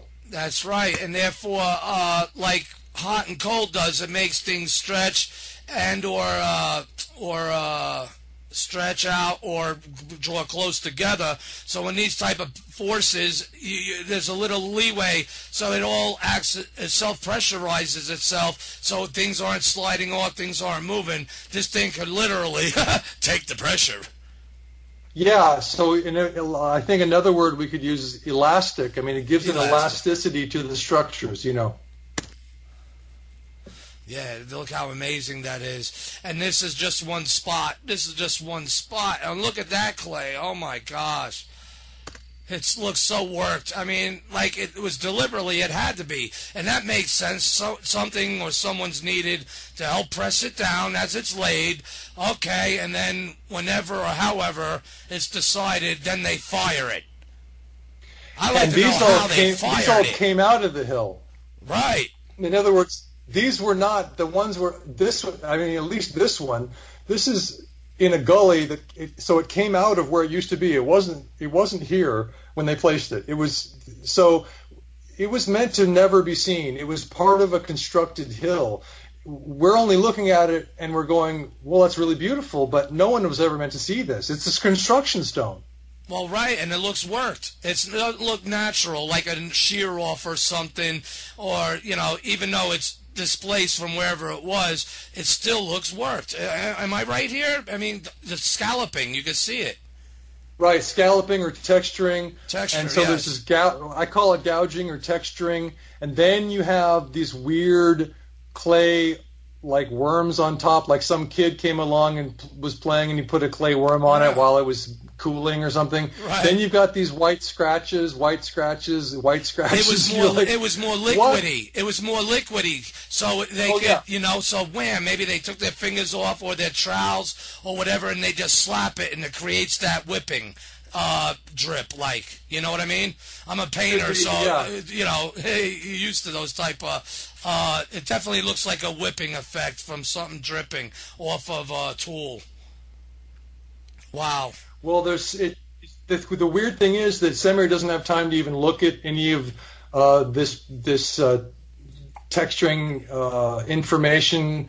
He's so busy touring the world. He's so speaking about the pyramids in Bosnia. He's so busy getting the Pyramid of the Sun excavated, the largest documented pyramid in the world. I mean, Rutenja Mountain is much larger. It's, well, the foundation, I understand that, and I'm sure the people can respect that. I do. But the foundation would consider this to add to the data, right? Yeah, absolutely. I'm just saying that, look at that. It's great to have the more people we can have that come out, independent researchers. If you're a tourist and you come out and you take a photo that's a great photo or 1,000 great photos, put those in a folder on Facebook or put those in a blog. You're now a scientist. You're giving us evidence that the scientists can use, other scientists can use. That's what we need. We need to keep helping each other accrue data, Exactly. On-site training, on-site everything. And, oh, my gosh, just bring a good quality camera, a video camera, and a real good shovel and have some balls. And I think all this could be accomplished. And many, many, many more people will come around to it, because the more this keeps getting dug up and dug in and the things being seen and shown, a lot of people are going to start gradually walking away from Giza with their power and control trips going on there, when this I have a feeling, offers much more. Maybe not so shiny as golden, but how do we know yet? Yeah, and just to let people know, this is another example of that soft clay as an earthquake mitigation, probably, and then the hard-baked clay stone, then the soft clay again, hard-baked clay stone, soft clay, hard-baked clay stone. It goes all the way up. That's what the hill is. It's clay. Clay and concrete.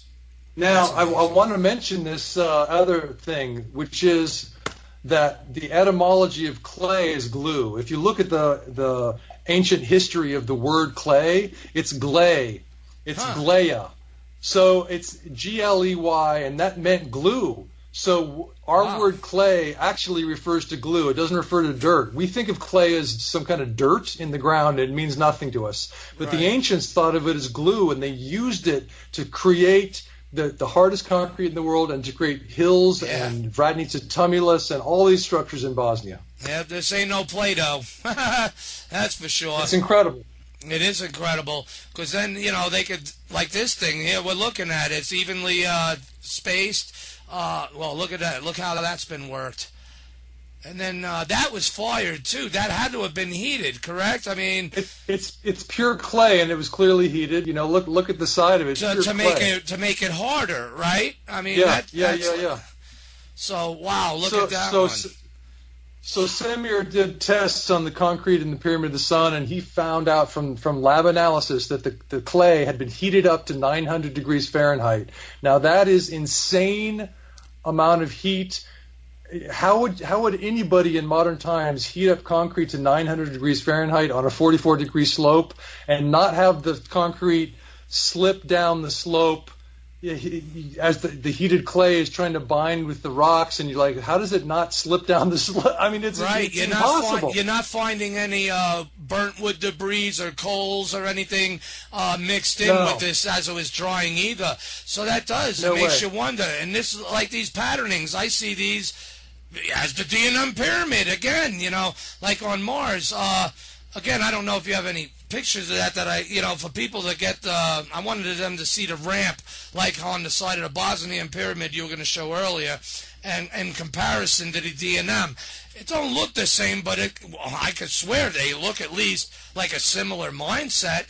And look at all these patternings. So and these things are huge. This thing is huge. And what it's part of is huge. So therefore, it's only logical. The best bet would be from the air. But how? And with what? To fire it now. Right. And one of the key arguments against the pyramids in Bosnia somehow. It's a bizarre argument. They say, oh, it's natural rippling from rivers, and this one rock, it's not a rock. This is a concrete construction material. It looks worked, and you can tell it looks worked. It looks pressed. But it looks like this is the closest one to natural rippling that we've seen. Right. But once you come out and you start to see what it is in the bigger picture, then you start to go, oh, wait, it's actually part. See this inclination, this incline. Oh God, that's only the whole damn there? pyramid. it's all leaning into the face of the structure. And then you've got the soft clay, and then you've got the soft clay, and then the hard baked clay. So this is all, we had to excavate this. This was all under tons and tons and tons and tons of concrete, of soft construction clay that they stuck on there to make sure that this thing would not get wet, probably. And last a long time. Yes, and there's probably other reasons that are energetic reasons, because clay is conductive, it's crystalline and therefore conductive, and this is all clay too. True. So the hard clay and the soft clay working together as a conductive mechanism would work really well. Batteries, people remember the Baghdad batteries? Wasn't it clay jars that held material to make the batteries? Clay. Well, and wasn't it also clay that we were also fashioned as, supposedly?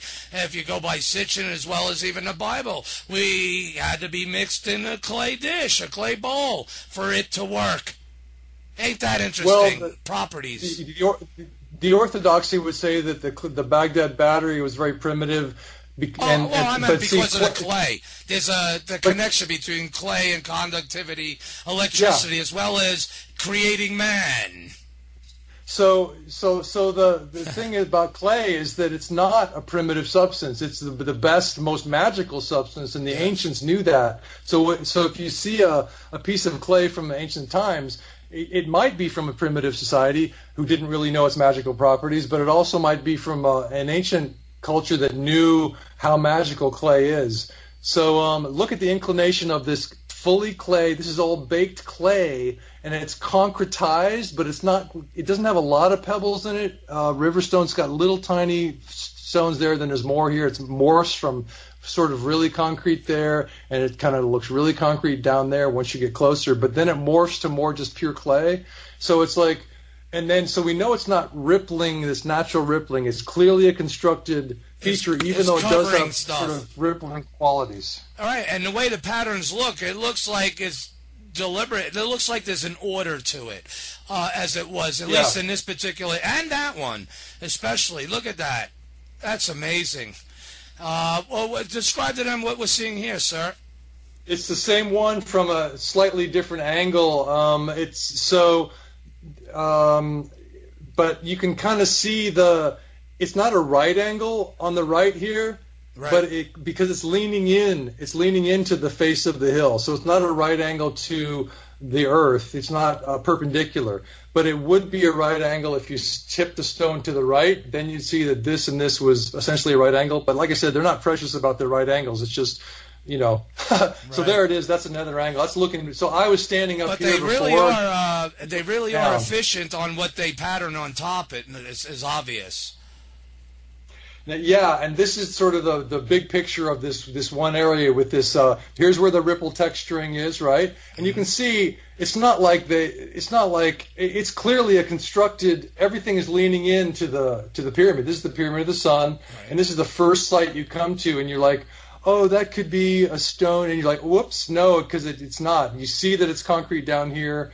Then it morphs into more just pure clay, and it's so strong, and this is holding up the rest of the pyramid, but this isn't even the bottom. This is way, way up, like about a third of the way up the pyramid is where this is. Wow. So it's like you got to go way down to the Phoenix. It's really far down to get to the very bottom. And then, like you said before, how far below the river, how far below the pyramids are they building, Exactly. And that's what makes up the whole area, as you know, we're going to get into you starting to walk around. As you want to travel on more, should I throw open the gates for the timeline for if anyone likes to call, or would you like to continue on still more what you want to Well, go? we could look at the river if you want. Oh, definitely. But do you mind any calls while we're doing that, or do you Oh want yeah, to wait? let's have. We can have calls. I'd love it. I'd love to have All right, calls. hopefully we will. You never know. This show, it could surprise you. But 202-559-7943. Again, calling on the timeline zone. You're listening to the Martian Revelation with our guest, Doctor. Well, practically, right? He's a scientist. He puts data out. That makes you a scientist. So with Mr. Jock Doubleday, 202-559-7943. Only able to hear this behind the shield of L&M. So, wow, that one's interesting. We're down now at the river's edge. Yeah, we're sort of Look at we're the near bricks. we're near the bank of the Foinica River. This is at the bottom of the Pyramid of the Sun, also the bottom of Osceola Hill. Still but looks we're artificial. closer to the Pyramid of the Sun. So we see that it's still a constructed material. The riverbed is constructed, and this is pretty incredible because no one's ever found a built river. No one's ever even thought about built rivers before. Right? And that's the key to it. Built river. I mean, the whole area. Never mind the built river and the pyramid. We're talking about hills and mountains, or people thought of hills and mountains. Look, people have been living up on the slopes of this pyramid for how many centuries or whatever, and they have no clue until all this. And that's an amazing aspect of this story. But yes, for them to do the river, that means at some point in time, there was no water there, or it was blocked off somewhere until this was completed and the dam broke to allow it back in, or to steer it from one place to another, where again, like he said, you're creating your whole hemisphere environment there. I don't know. I mean, what is the scale of intelligence, you think, Jock? I mean, I think it's higher than human, because this boggles the humans that live around it now. Well, it's funny because the people that live in Visoko, they fish in this river, they swim, their kids go down. No one's ever thought, oh, this is built. Look at that. But when you start to think about what the ancients would do in the past, if they're going to build pyramids and set them down on soft soil, that's insane, because you know the water's going to come and erode your pyramid. Right. So you don't do that. What you do is you build the rivers first, and you build the pyramids up as part of the riverbed structure. And those so look it's angled. one structure. Yep, and those look angled as well, like the blocks on the pyramid and stuff, angled up like one on top of the other. That I find that fascinating, that it's even seen there in and as part of the river. That is the river, literally. That is the river. And you can see the curving nature of everything the ancients do. Everything is curving, and you're like, what is it all about? We don't know. Now you've got these layers that are just insistent, and they're angled against the flow of the river, so they're up against the flow. And you're like, why would they do that? Well, one possibility is that it creates turbulence, and that helps to make little vortexes that create a scalar informational vortex every time a little tiny vortex happens in the water, and it's creating scalar power and creating scalar information, and that can be used for some purpose. I don't know what the purpose would be, but it's way beyond what a playwright can really understand right now or explain. What it could also do, it could also ensure that there's never a torrential flood, and if there is, it won't be that destructive, because it stops the flow and it guides the flow of that Foinica River. You could tell that just by how the layers that we're seeing and what we're seeing exposed in these images. Again, listeners, this show will appreciate later. But you'll see this, and you can picture if water goes against it. You can see how the way these things are positioned and angled could help steer that water or prevent an onrush. Control, water control. Pun intended. Right, and what people should know about the Foinica River, and by the way, it's pronounced Foinica like mozzarella to people who want to know. It looks like, I'm sure I'm still saying Foinica. it wrong. The Bosnians spell it Fojnica, and the Croatians spell it Fojnica. Foinica. CKA, and it's a ch sound, but the Bosnians say Foinica. So anyway, the river Foinica, Foinica Rijeka is what they say. This is flowing left in this photo. So the water, if we made a riverbed, if we built a riverbed, we'd just make it flat and make it out of concrete. In fact, that's what I was expecting to find when I thought, hey, maybe I should check out the river. I thought it would be concrete. I thought it would be flat. No, they didn't do it like we did at all. I mean, it's completely mysterious. But you found concrete. What they did.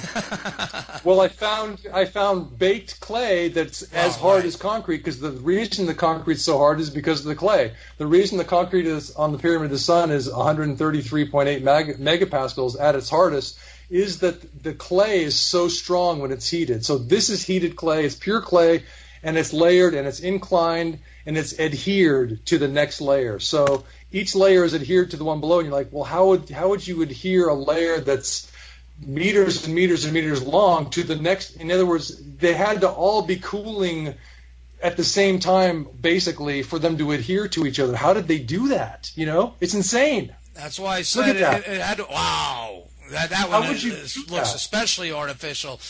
Again, it makes logical sense, as impossible and improbable people would think, but from the air, and with something that could heat a pretty large area. I don't know, maybe lasers or what? I don't know. I don't think they'd be shooting fire torches. Again, 900 degrees minimum, right? Yeah, they're not going to be using fire. They'd have to use sonic weapons, not weapons, but scientific weapons. Could be, well, right. Scalaways, it makes heat. That is really interesting. Look at that.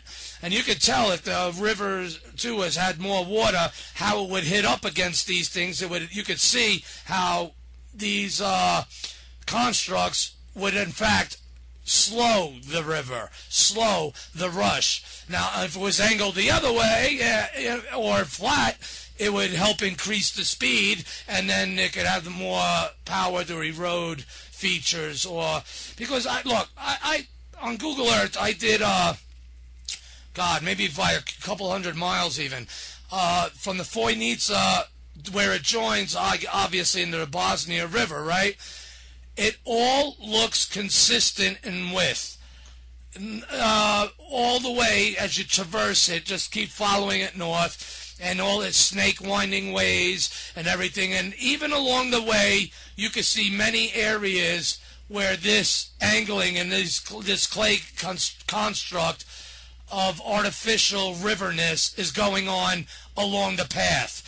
That I find amazing, and that may be speculatory on my part, that one would say, because again, look at that mountain's a pyramid, that's a leap to overcome, but an artificial river on top of it going on a couple hundred miles minimum, where this evidence could be seen. I did not show you pictures of this yet, Jock. I didn't want to inundate you, but maybe I will before this archive is made, just so we could maybe show a couple of this up during what we're talking about, so people and you would see what I mean. And who knows, maybe you'll want to check it out, or could send peaceable minions that are supportive of this work and research to add again to the imagery and the on-site inspections of where this applies. I mean, to me, that's following the data. Literally, I followed the river.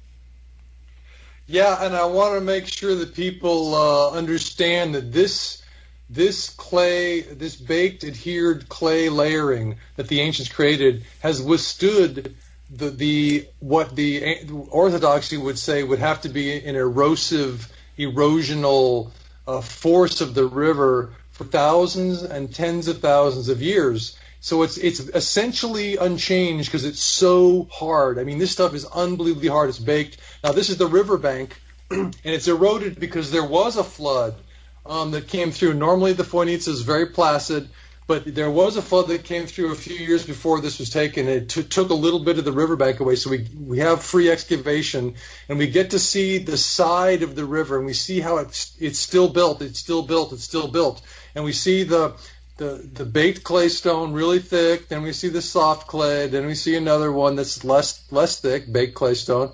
So it's soft clay, hard clay, soft clay, hard clay. It just goes up, and it becomes the Pyramid of the Sun. This is the beginning of the Pyramid of the Sun, this riverbank. Wow. So that's evidence right there. That means, and that means the bottom of the 45 or 40 whatever degree angle slope going up toward the top, right? That's the bottom of it. That's the bottom, right? And it isn't that steep there at the bottom as you saw in the photos. Let's see. I'm just gonna grab this guy. Let's see. Grab this guy. So, are you seeing that? Yes. Amazing. Okay. Look at the size of that slope on the left there. Goes all the way down. So you see it kind of levels out when it gets to the river? Yep. That's where the other slope is, on the north face, but it's covered. So we were down there. Actually, we were kind of down there when we were with those photos. Right. So Wow. it's really easy to live there because it's not too steep. And then it starts to really get steep. And then up here it's really, really steep. So it's really hard. And all these angles are the same. And that's another reason that Semir Osmanagic knew that this was a built structure, because the slope angles were the same. Yeah, you can tell just by looking at it. I mean, damn, that's a pyramid. Yeah. I mean, the first time I seen it years ago when it was touted, and, you know, when people were saying hoax, I was like, let me look at this crap. And I'm like, damn, that's a pyramid. You know, what are these people talking about? Start digging. And then he did. And look what we're looking at. You and I were talking about the height of the pyramid. Uh-huh. We talked about the height of the pyramid earlier, and Semir Osmanagic measures the pyramid from right here, this line right here. Your from viewers, the baseline of the north face. Viewers should know. Right. This is where he measures it from. This is a hill that comes up and abuts the pyramid, and he says, okay, from here to here is 220 meters. Straight up. Let's dig into that hill. I bet he'll find more blocks. I'm just saying. Look, one of the neighbors living on it, though maybe not down that far, already discovered it. Why not some of those people test it? The Great Pyramid in Egypt is 147 meters. With the capstone that's not there, it's 147 meters, and this is 220. So the Great Pyramid, if you start here, would go up to about there. Now, so it's already taller if you just measure from here. Right, but if you measure from the river, which is the riverbed is the real bottom of the pyramid. So if you go straight up, we're talking about 360 to 380 or even more meters. We don't know yet. And also, this area was taken down. Wouldn't it be funny if it's 365? That number seems to be embedded around in pyramids, right? 365? But go ahead. Yeah, so this was actually taller. This was taken off. So this is actually supposed to, if you, just like with the capstone and the Great Pyramid, was taken off, and they always do a virtual top for it. Right. The virtual top of this pyramid is actually about there. So if you measure from here to there, it's probably about 400 meters straight up from the riverbed. Wow. That's how tall the Great Pyramid of the Sun in Bosnia is. Wow, that is amazing. Look at all those trees. Now, it's just a shame that someone wanted to cover it up. You love this green spot, don't you? Oh, yes. Like I said, start digging. Anyone have balls there? Don't worry. You don't have to ask permission. You don't have to ask your mommies and daddies to take the shovel and go up to a spot on the pyramid. It would be nice if other people would help you. But if people say no, well, dig what's there and then show them. You know, they can't tell you no if you don't ask. Well, a lot of this is private property. A lot is government property, and people should always respect all the laws, the local laws, and people's property. I think behind that patch, I'm telling you, there's something behind there. I'm willing to chance it. I will tell you that the people who, if people look for the spontaneous archaeology video, on YouTube, they're going to find some really nice landowners who let us come onto the property and make a nice video. They do seem pretty friendly there, though, Jock. I've seen video. I'm like, wow. I mean, what is this? Fairyland? I mean, these people are really nice. They're so nice. If you go to on somebody's property in California or Texas or anywhere else I've ever lived in the United States, they're going to say, "Can I help you?" And "Can I help you?" means, "What are you doing on my property?" Right. And in Bosnia, they say, "Hey, do you want a cup of coffee?" It's unbelievable. Wow, and that opens the door, and that puts in to get talking with them and maybe find out their what might be superstitions or lores, or they're kids. Hey kids, where did you used to play?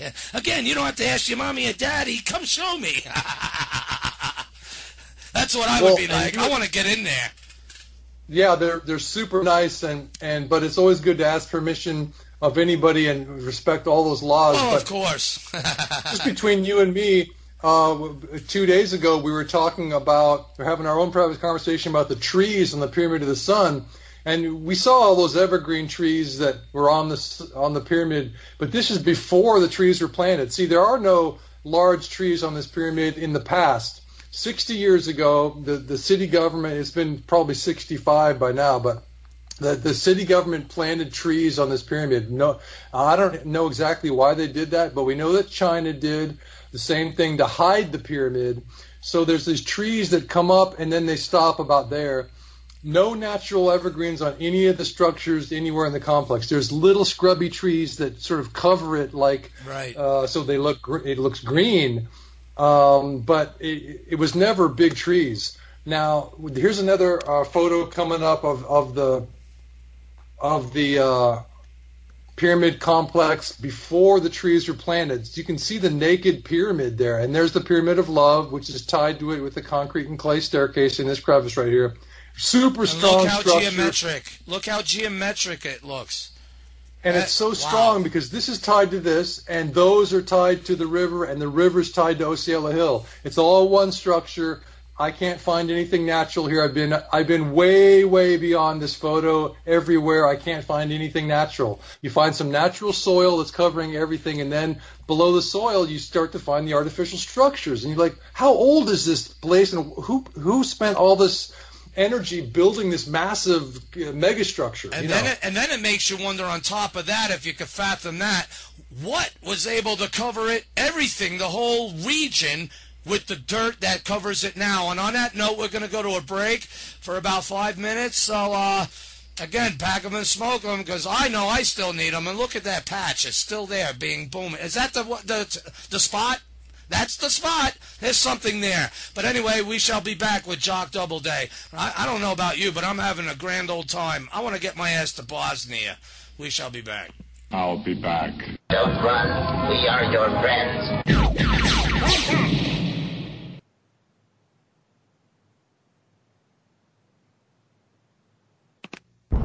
Are you intrigued by Paranormal Talk Radio? You'll love the new Paranormal Radio app from TalkStream Live. You'll find a great selection of talk shows covering UFOs, ghosts, strange phenomena, and much more. Download the Paranormal Radio app now and start listening to the very best in paranormal talk entertainment, including the network you're listening to right now, the Paranormal Radio app. Free in Google Play and the iOS App Store.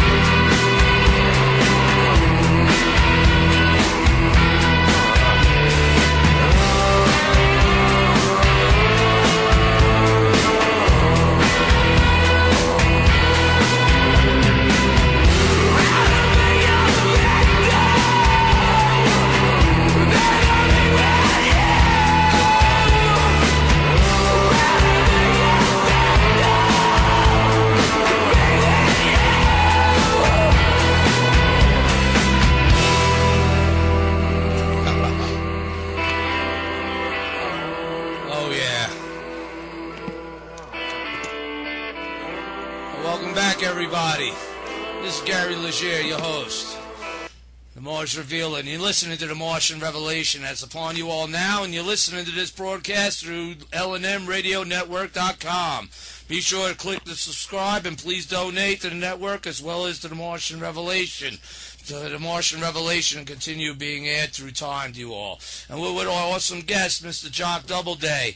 And I got to tell you, man, once you guys see the images and what we're talking about here, I think you'll be able to appreciate the magnificent size and scope of what we've been looking at. And again, anyone that likes to call in on the timeline, why not? I mean, 202-559-7943. That's 202-559-7943. Again, the gates are open. Odin's controlling, so there's no beast, only man or woman. More than welcome to join us. And, if you have any comments for him or questions or comments about the show, more power. And if you like to comment to me about the show or whatever ideas you may have or artwork or any song request, email me at marsrevealer@gmail.com. That's marsrevealer@gmail.com. So, wow. And once you guys appreciate the archive with the video, you'll notice that when he was showing us the bear, as it was, without all the trees on it, brush and everything, yeah, that makes it still look green, but you can still see the details, a little more details than you do and more contours, even in the nose imagery, which was taken. What year were those taken, Jock? Well, most of the photos that I shot were 2014, 2015. Right, but I mean when it was bare of trees. Oh, bare of trees was more than 60 years ago, probably many decades before that, but they planted the trees, I think, about 65 years ago. Wow, so just think about the images that we have before then. What they had to see, it creates a lot more work with all these trees being put on it, and that's part of the destructiveness by those that want to keep this and knew that, things are starting to be seen. It's time to cover it up, in my opinion. That's probably what it was. Like you mentioned China before we went to break, how they, would go about trying to hide their pyramids by covering with trees. But it's pretty funny, too, because in the order that they did those trees, they would look like they were done in rows or specifically patterned. It made it look more obvious, in my opinion. But, but look at that. Oh, my gosh. And just with Dr. Sam, I could see why and where he does make the line where he does. But we could clearly see it goes all the way down to the Foynitsa, even there on the north face. That's the north face, correct? Yeah, well, this is the north face, yeah. And so this is the northeastern corner, and you can see, and it goes all the way down to the river. And this face, which is the eastern face, goes all the way down to the river. We were over here exploring, actually probably further up. I just wanted to make sure people knew what you were talking about with the trees. These evergreens were what were planted over 60 years ago. These evergreens. Everything else is just natural stuff that grew there in the soil that was deposited over tens of thousands of years. Right. Now, I want to show you something else that's really, really interesting. But do you think they ran out of trees? You think they ran out of trees? Because it looks like they said, shit, we have no more. I don't know what they were doing. It's Bosnia, so anything's possible. But check out this flanking on the right, on the left.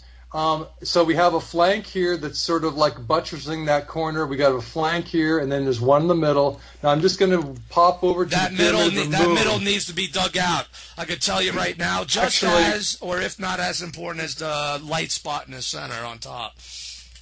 Let's look at this is Kula Hill right across from Kula Hill. That's cool. So Pyramid of the Sun is here, right? And then just across the valley is this thing, Kula Hill. Now check this out. See this flanking? It's built up. Yes. And it's all concrete there. I checked it out. It runs all the way to the top. You can see that even with the trees. It's these weird ridges, man. It's totally weird. That's Kula Hill. But I'm gonna pop over to Pyramid of the Moon. This is really where it gets cool. It reminds me of Martian structures from the orbital imagery. This is what got me so fascinated. I wanted to talk to you because look how massive on a scale, people, that this is. Well, you will.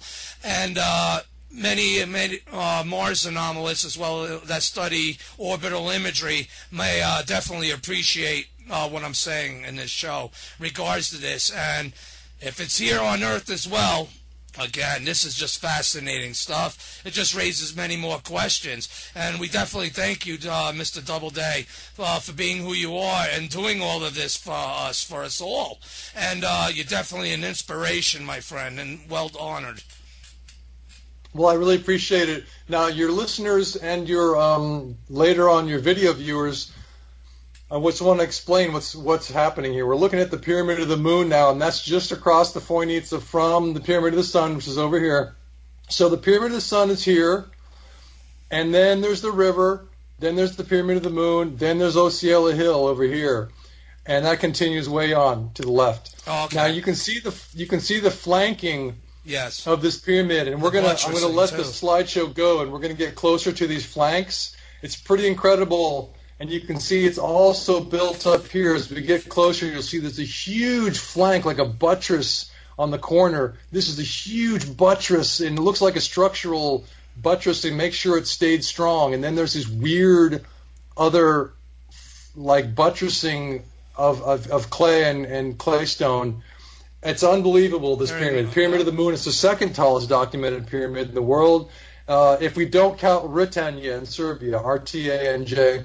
Ritanja is a three-sided pyramidal structure. It probably is artificial, in which case it's way bigger than anything in Bosnia, but we have to do more research.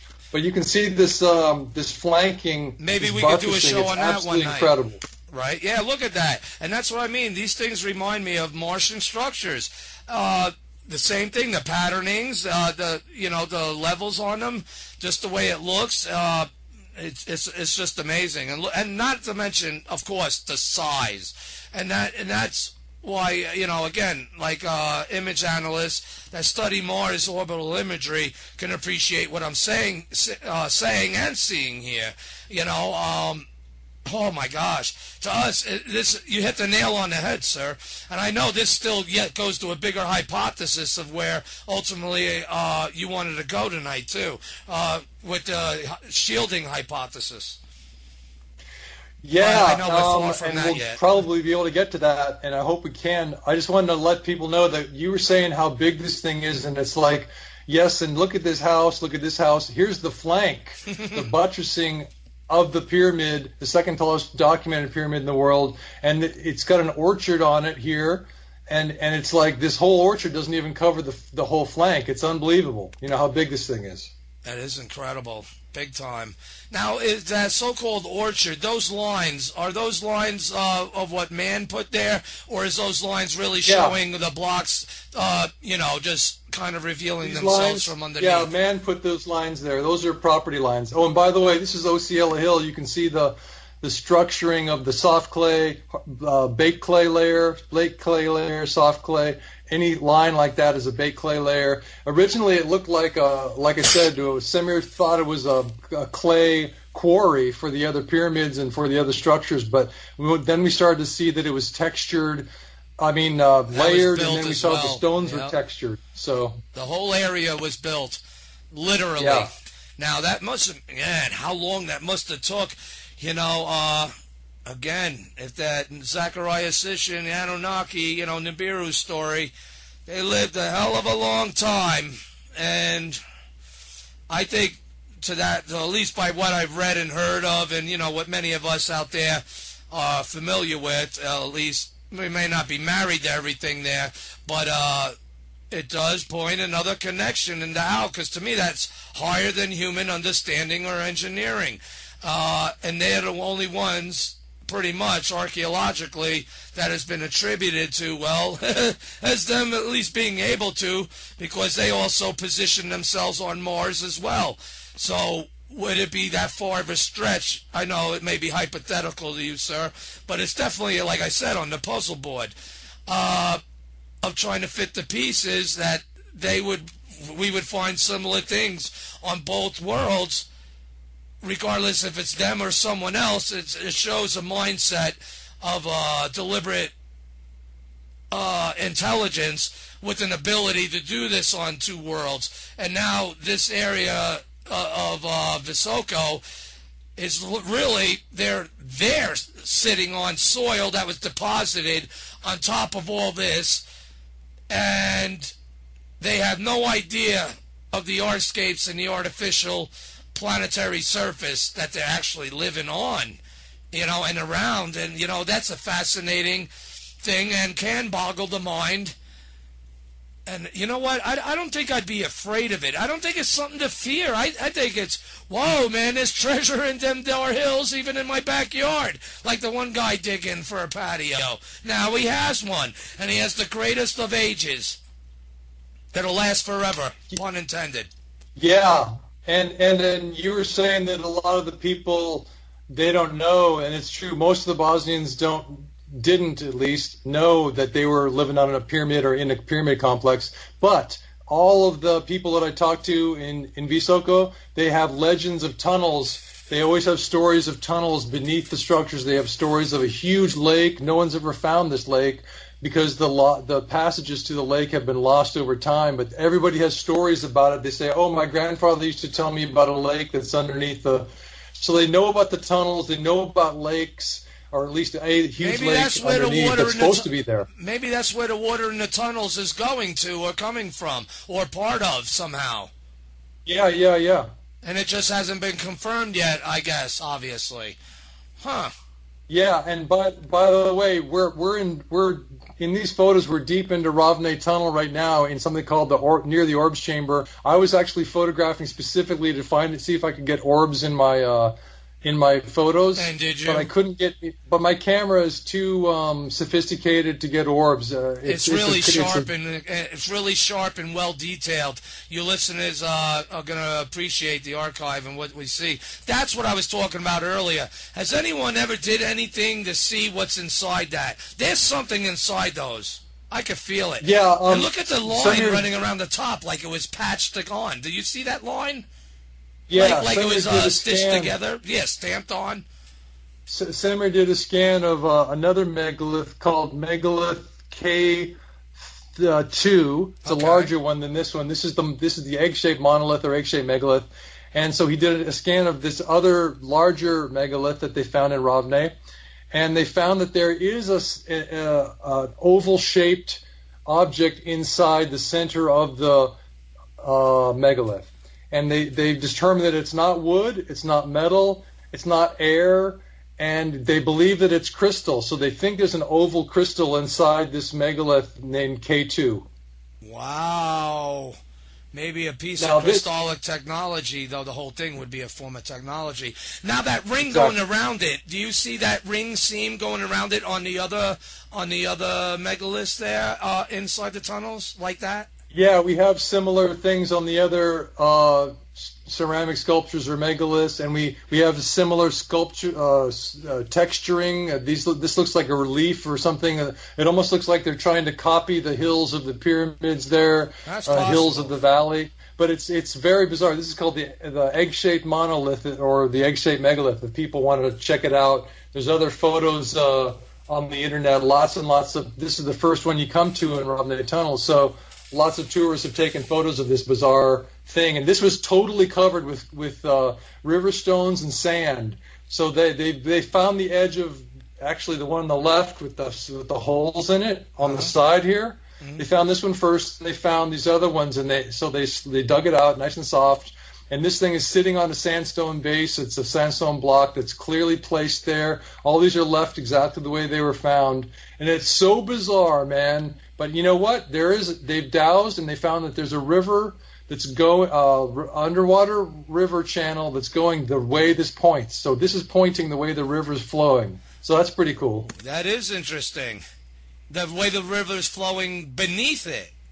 Yeah. Huh. That is odd. That is odd. Now, what's in front of... Where's it pointing to, though? It looks like it's pointing to the wall.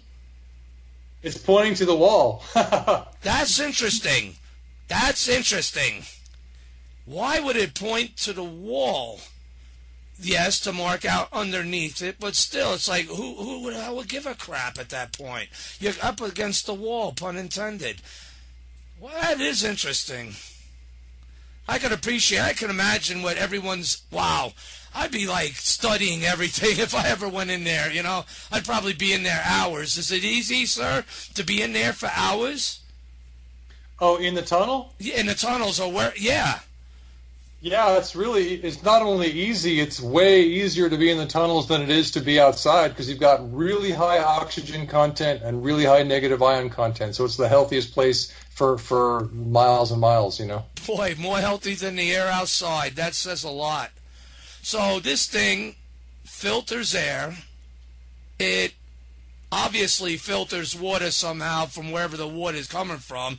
That keeps it pure and not get bitter or anything like that. As you said, it's drinkable, therefore it must be good. I mean, it tastes good. Like what? Water. If it tastes like something else, you might have something wrong, right?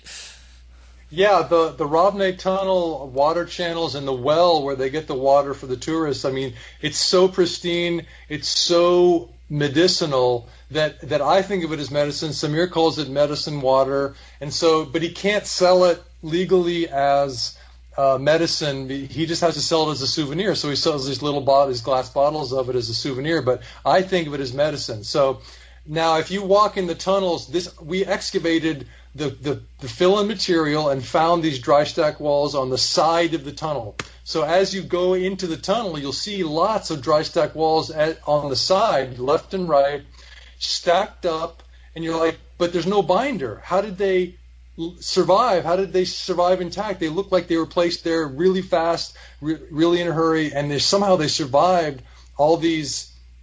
Oh, that's another megalith. But let's go back to this for a second. There's no binder. They're called dry stack because the dry means there's no mortar or concrete between the stones, and they're still standing there.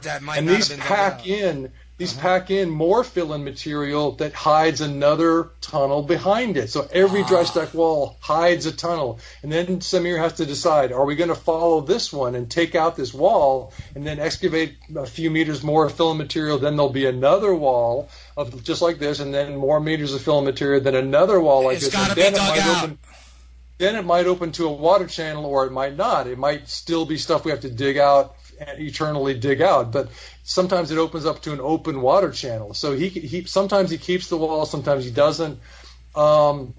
But these are amazing features that show that it's clearly not a natural tunnel. You know? And eventually they're going to have to all be cleared out and explored regardless, because all it needs is that special one that leads us maybe all throughout the pyramid, for all we know. There's got to be. Yeah, eventually we are going to find the passage from this labyrinth of tunnels to the Pyramid of the Sun. It's going to be amazing. Now, the tunnels, have any of the tunnels that Klaus Donna has shown, have any of those ones been explored? No, we can't find them. Okay, we can't find any of those yet. That implicates something. That may implicate that everything, even up at those heights and various levels, may be filled with obvious debris as well. But then why would those ones be open unless maybe they got water? So none of them could be told or shown that compared to any of the ones that were found with water. Does any of them might look like the water channels might flow into one of those lines by how it looks? You're more experienced at looking at them than I am. The water channels, no, they just end. Now, I think as far as Ravne Tunnel Labyrinth connecting with tunnels that might lead to the Pyramid of the Sun, you know, the tunnels that Klaus Donna found on his satellite scans, that will happen eventually. It's just that just this labyrinth and this stone that you're looking at here, this megalith or this ceramic sculpture actually, is just one more of the many, many, many, many ceramic sculptures that we unearthed or uncovered in Ravne Tunnel Labyrinth. This labyrinth of lots of curving, joining tunnels is massive in itself. And so just to get that uncovered, which is 2.5 kilometers away from the Pyramid of the Sun, that's taking years and years and years and years and years, because all of it's filled with, except for the water channels, is filled with this river stones and sand to the brim, and it takes lots of labor, lots of time to wheelbarrow this stuff out so we can uncover new tunnels, new possible passages to the Pyramid of the Sun. Think about putting it in. That's Samir's goal. Thinking about the poor souls putting it in, and to fill it to the top. I mean, you know, that's a feat and an effort in itself, is just as great as making the pyramid, in my opinion. Exactly, and it's a total mystery why they did it, except that they probably wanted to hide something and leave it loose so they could come in later and excavate their own tunnel, which or obviously hasn't happened someone else yet. built. Which obviously hasn't happened yet. Yes, indeed. Now, I just wanted to show. I'll just describe this for your listeners, but I wanted to show you and your video viewers later on that this ceramic sculpture, aka megalith, is not a sculpture that has a crack in it. It didn't I was going to crack say that. over time. Right. I was going to say, hey, did you see what's inside it? This wouldn't be flush. So in other words, I'm going to back up and I'm going to show you. Okay, you see this? People say, "Oh, it cracked." It's like, no, what looks like a crack was part of the sculpture. In other words, it goes to the other side too, right? If this had cracked off, this wouldn't be flush. This wouldn't be flush with that. This wouldn't be flush with that. But it does have connecting lines. It looks like from here, in my opinion.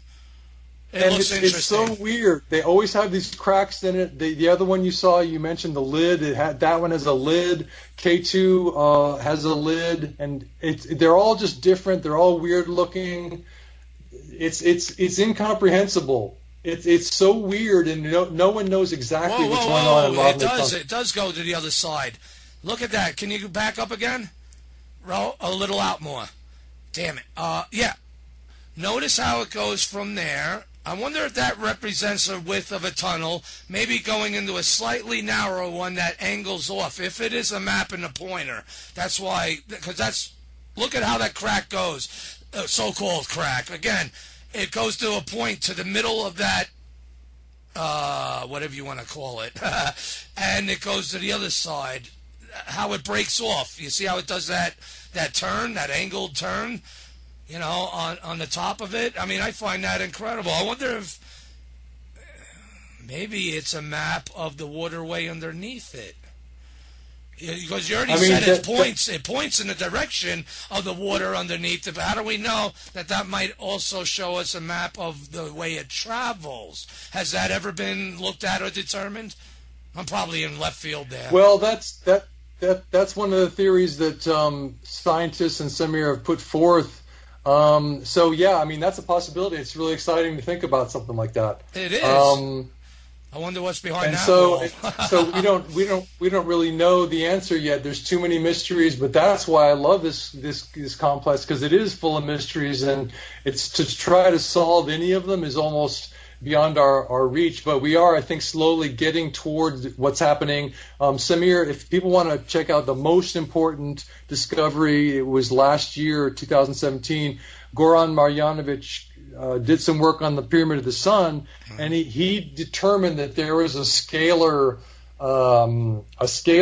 beam or scalar waves coming into and or going out of. Because I mean, scalar waves, it's not that they're directional. It's not that one would go one way. They always are essentially connecting both ways all the time. So they're always going in and coming out of the top of the Pyramid of the Sun. So it's essentially a communication device. And Samir calls this the cosmic internet, the internet between pyramids on different planets. So if you have a planet across the galaxy, they got their own inside pyramid there. You can talk to someone across the galaxy instantaneously using scalar communication. It's so much faster than light. And maybe that's what's being blocked off. I'd like to see the control room. Well, yeah, that's probably one reason they deformed the top of the Pyramid of the Sun. They were trying to stop the great working of the pyramid, you know. Or to tone it down. as it was. Yeah. Because if it's still sending out frequencies and frequencies coming down to it, that still shows purpose. Whether things got out of whoop-de-doo and knocked out of whack or not, is still functioning in a sense, but maybe in a low scale. Yeah. Now this is the fill-in material. This is the close-up on the fill-in material that was brought out by volunteers, wheelbarrow by wheelbarrow. Where are you guys and dumping every week or two, Semir has a truck come from Visoko, and they take all this stuff away and they make roads out of it. Because we go through it and we sift through it for artifacts. There's never any artifacts. And then we go, well, it's clean. There's no organic material. There's no artifacts. Take it away to build a road. So they go build a road out of this fill-in material. That's incredible. Are you telling me there's people sifting all that? Yeah. Well, that's good. Again, we need a lot of hands. We need a lot of bodies. Again, I would love to help, man. Oh, man. I could just picture it. That's just so amazing. No one, again, no Zahi asses blocking you and people with guns, at least yet. And it's on hand, on site training, but it's going to take some balls and sweat. And I think that's worth it, and to be a part of that. And, man, what a life you got. What a life you got. All right, do you have, so basically inside the pyramid, now the top of the pyramid, you mentioned that's basically its capstone that these listeners may appreciate, is gone. And some type of structure was built on top. But there's a hole. Where does that hole lead down, and how far down? And has Dr. Sam explored it? Well, I'll give you some photos. I'm sorry if I took it in a different direction. This is sort of going along what you just said. Synchronicity is happening. See this thing? Yes, sir. Wow. So we call this the crack, and this, let's see. Hold on. So, the crack is on the Pyramid of the Sun, right? Uh-huh. There's the Foinica on the right, and the Foinica joins the Bosna River right here and flows north this way. We're looking south, so that's the north face of the pyramid. Which means Bosnia River, right? The crack, let me just go forward and find the crack again. Let's see. The crack is... We thought it was going to be an entrance from it's not the top of the pyramid, but it's maybe a third of the way down from the top of the Pyramid of the Sun. And we thought this might be, we found this, but with geo-radar, that lawnmower-sized ground-penetrating radar machine that I was telling you about. Oh, cool. These Italian scientists came out, and they're on a 44-degree slope, and they're going along trying to find any empty spaces, and they found an empty space and said, dig here. So Semir said, let's dig. And the volunteers took many, many, many weeks to dig through all this layered construction clay to get to the concrete, really hard blocks. Then they took a block out of here. I don't know how they got this block out of here because it's so heavy. I have no idea because it's unbelievable. But they got it up, and there's a staircase they built up here to get it out. Huh. And those blocks are there for anyone to see. But then we couldn't get past this to the empty space. There's supposed to be a hollow space under there, and then maybe that was going to lead to the tunnel system. We don't know, but we couldn't get past this. So we don't have the technology. We don't have the money. I mean, wherever you dig on the pyramid, you're going to find something interesting. It's just a question of, Truce protective layers. Truce protective layers. That's what we're all trying to bust through. And that's what that's showing. And that how to get through that, it's going to be even more bizarre than what you have seen to get past that point, in my opinion. And that's what I'm seeing, and it's fascinating.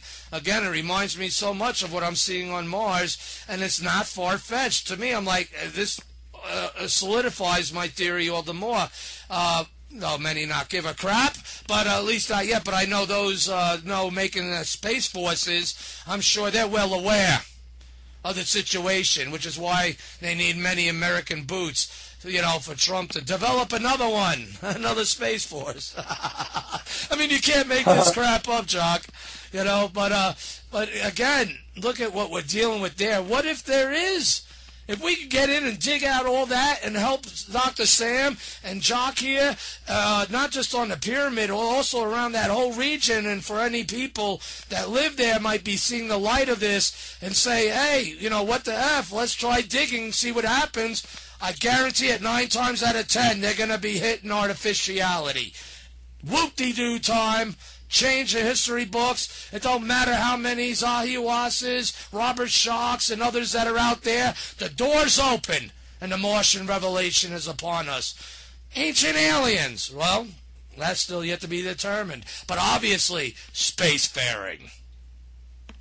That's my opinion. And that's how, in order to heat everything from above, you would need to be above. I don't think it would be an airplane circling around. It looks like, you know, to heat things up 900 degrees, how long would that take?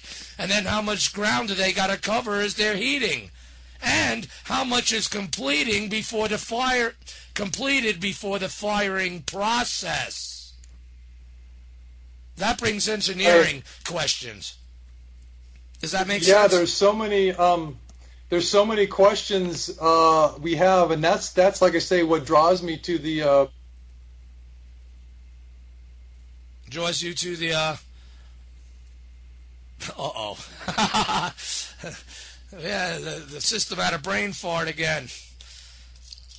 But I don't know. I just find it incredible until he joins us back. You know, I just find it incredible. I think everyone should have the chance to go there. They like the, pilgrimage around the world, and where people worship, so-called meteorite in a square lobby, killing each other and killing the rest of the world. When look what's right near them, they want to worship something. Who knows? It might be the very creators of humanity. Just saying. How do we know it's not? That's the thing.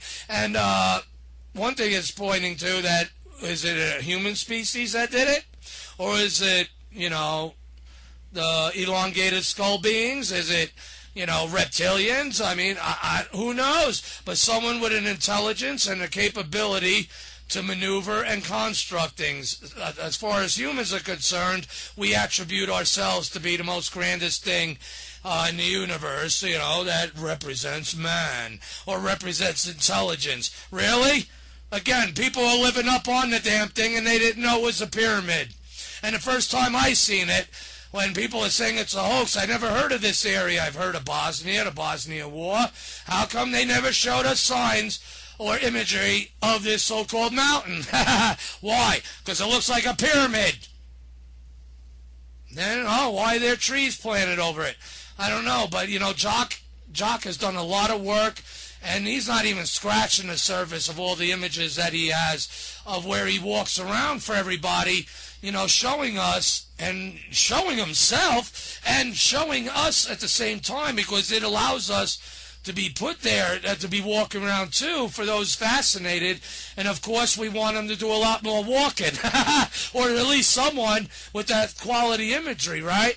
So that being said, it's an incredible thing, and I'm seeing definite correlations between that and Jock with what he's showing to the artscapes and the surfaces of what I call artscapes on Mars, of fusion of scape, landscape, and structure.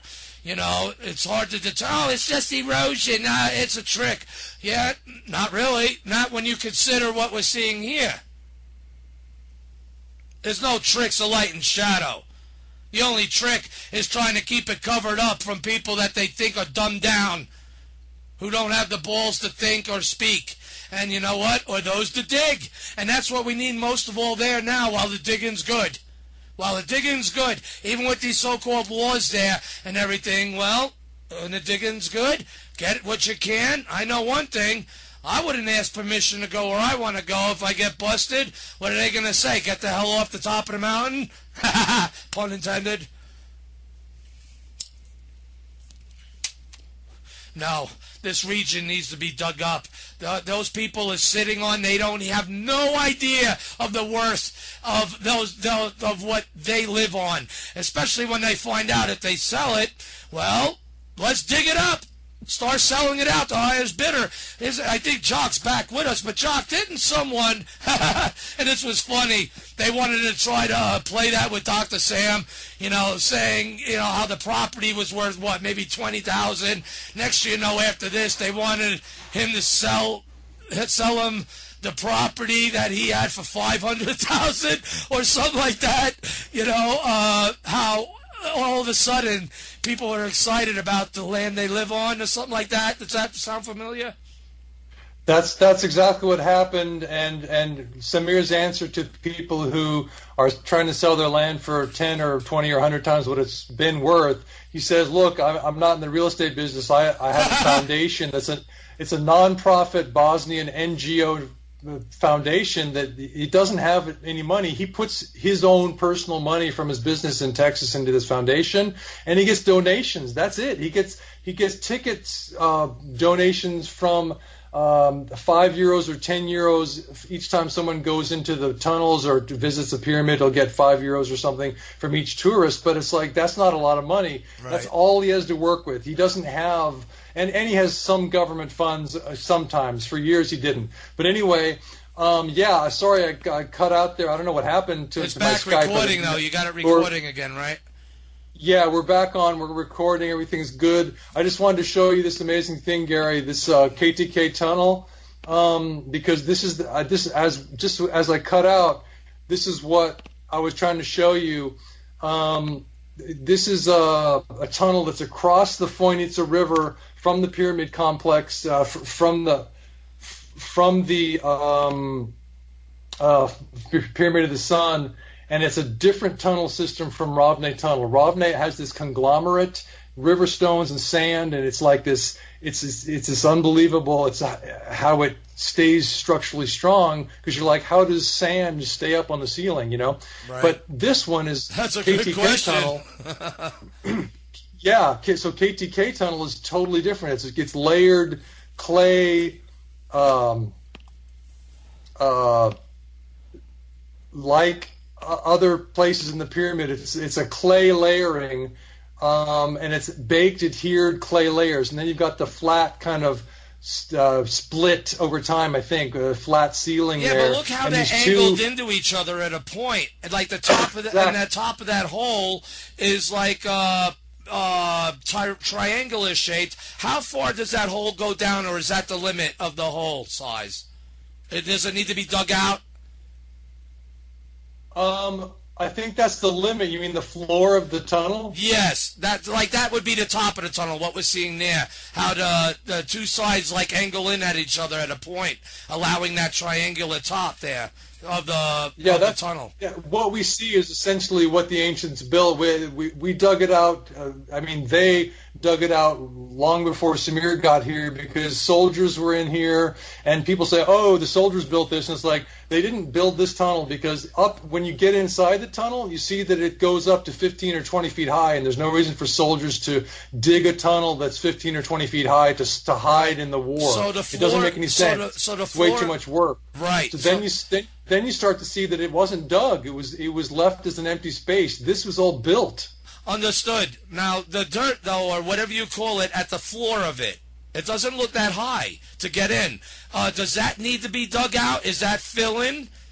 Well, like Ravne, when you first go in the tunnel, the ceiling is a little bit low, and so you have to sort of crouch down. And then when you get in, then you can walk straight up. And sometimes in Ravne, and it goes down, so you have to crouch again. But in KTK, you can stand up straight. It's really, really high in there. Nice. In this particular video, I don't go in, but I've got another video where we can go inside.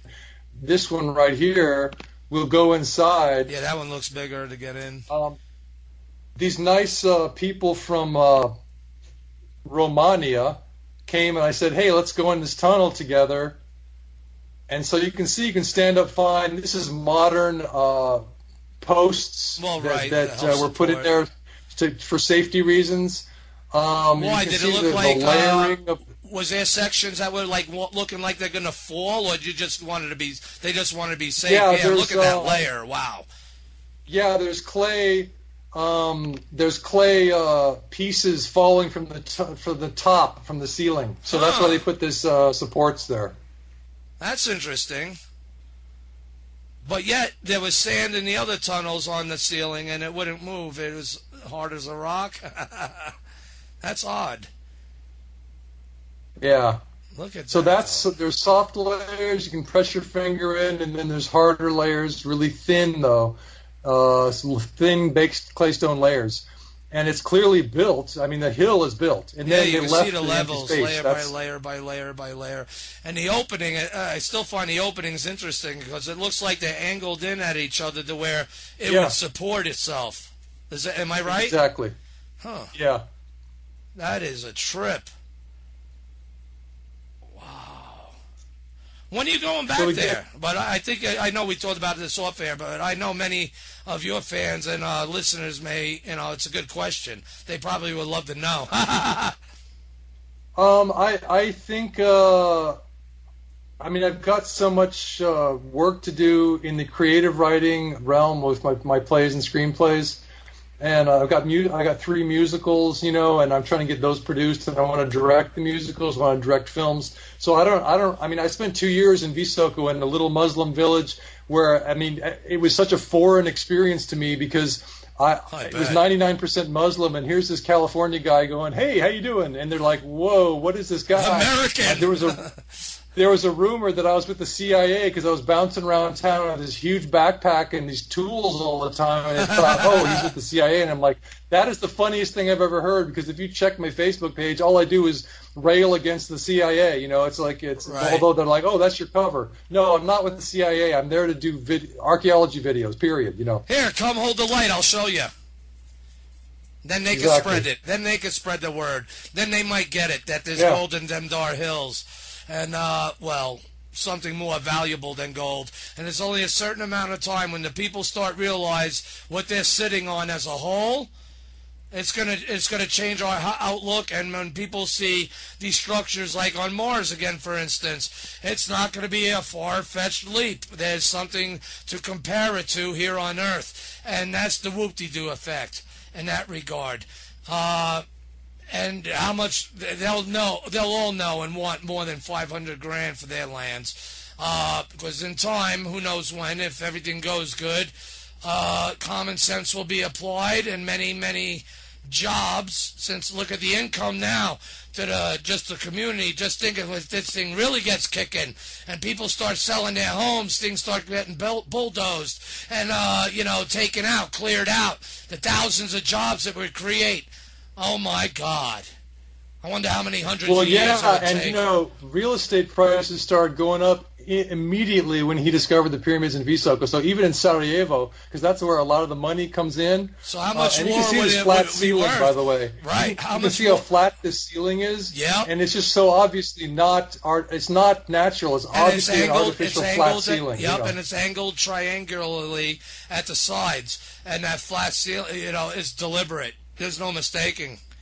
It looks like a different color material. It's so beautiful. That's clay on top, right? The whitish clay. I guess that it's has all not clay. been fired. It's all baked clay. Oh, it has been fired.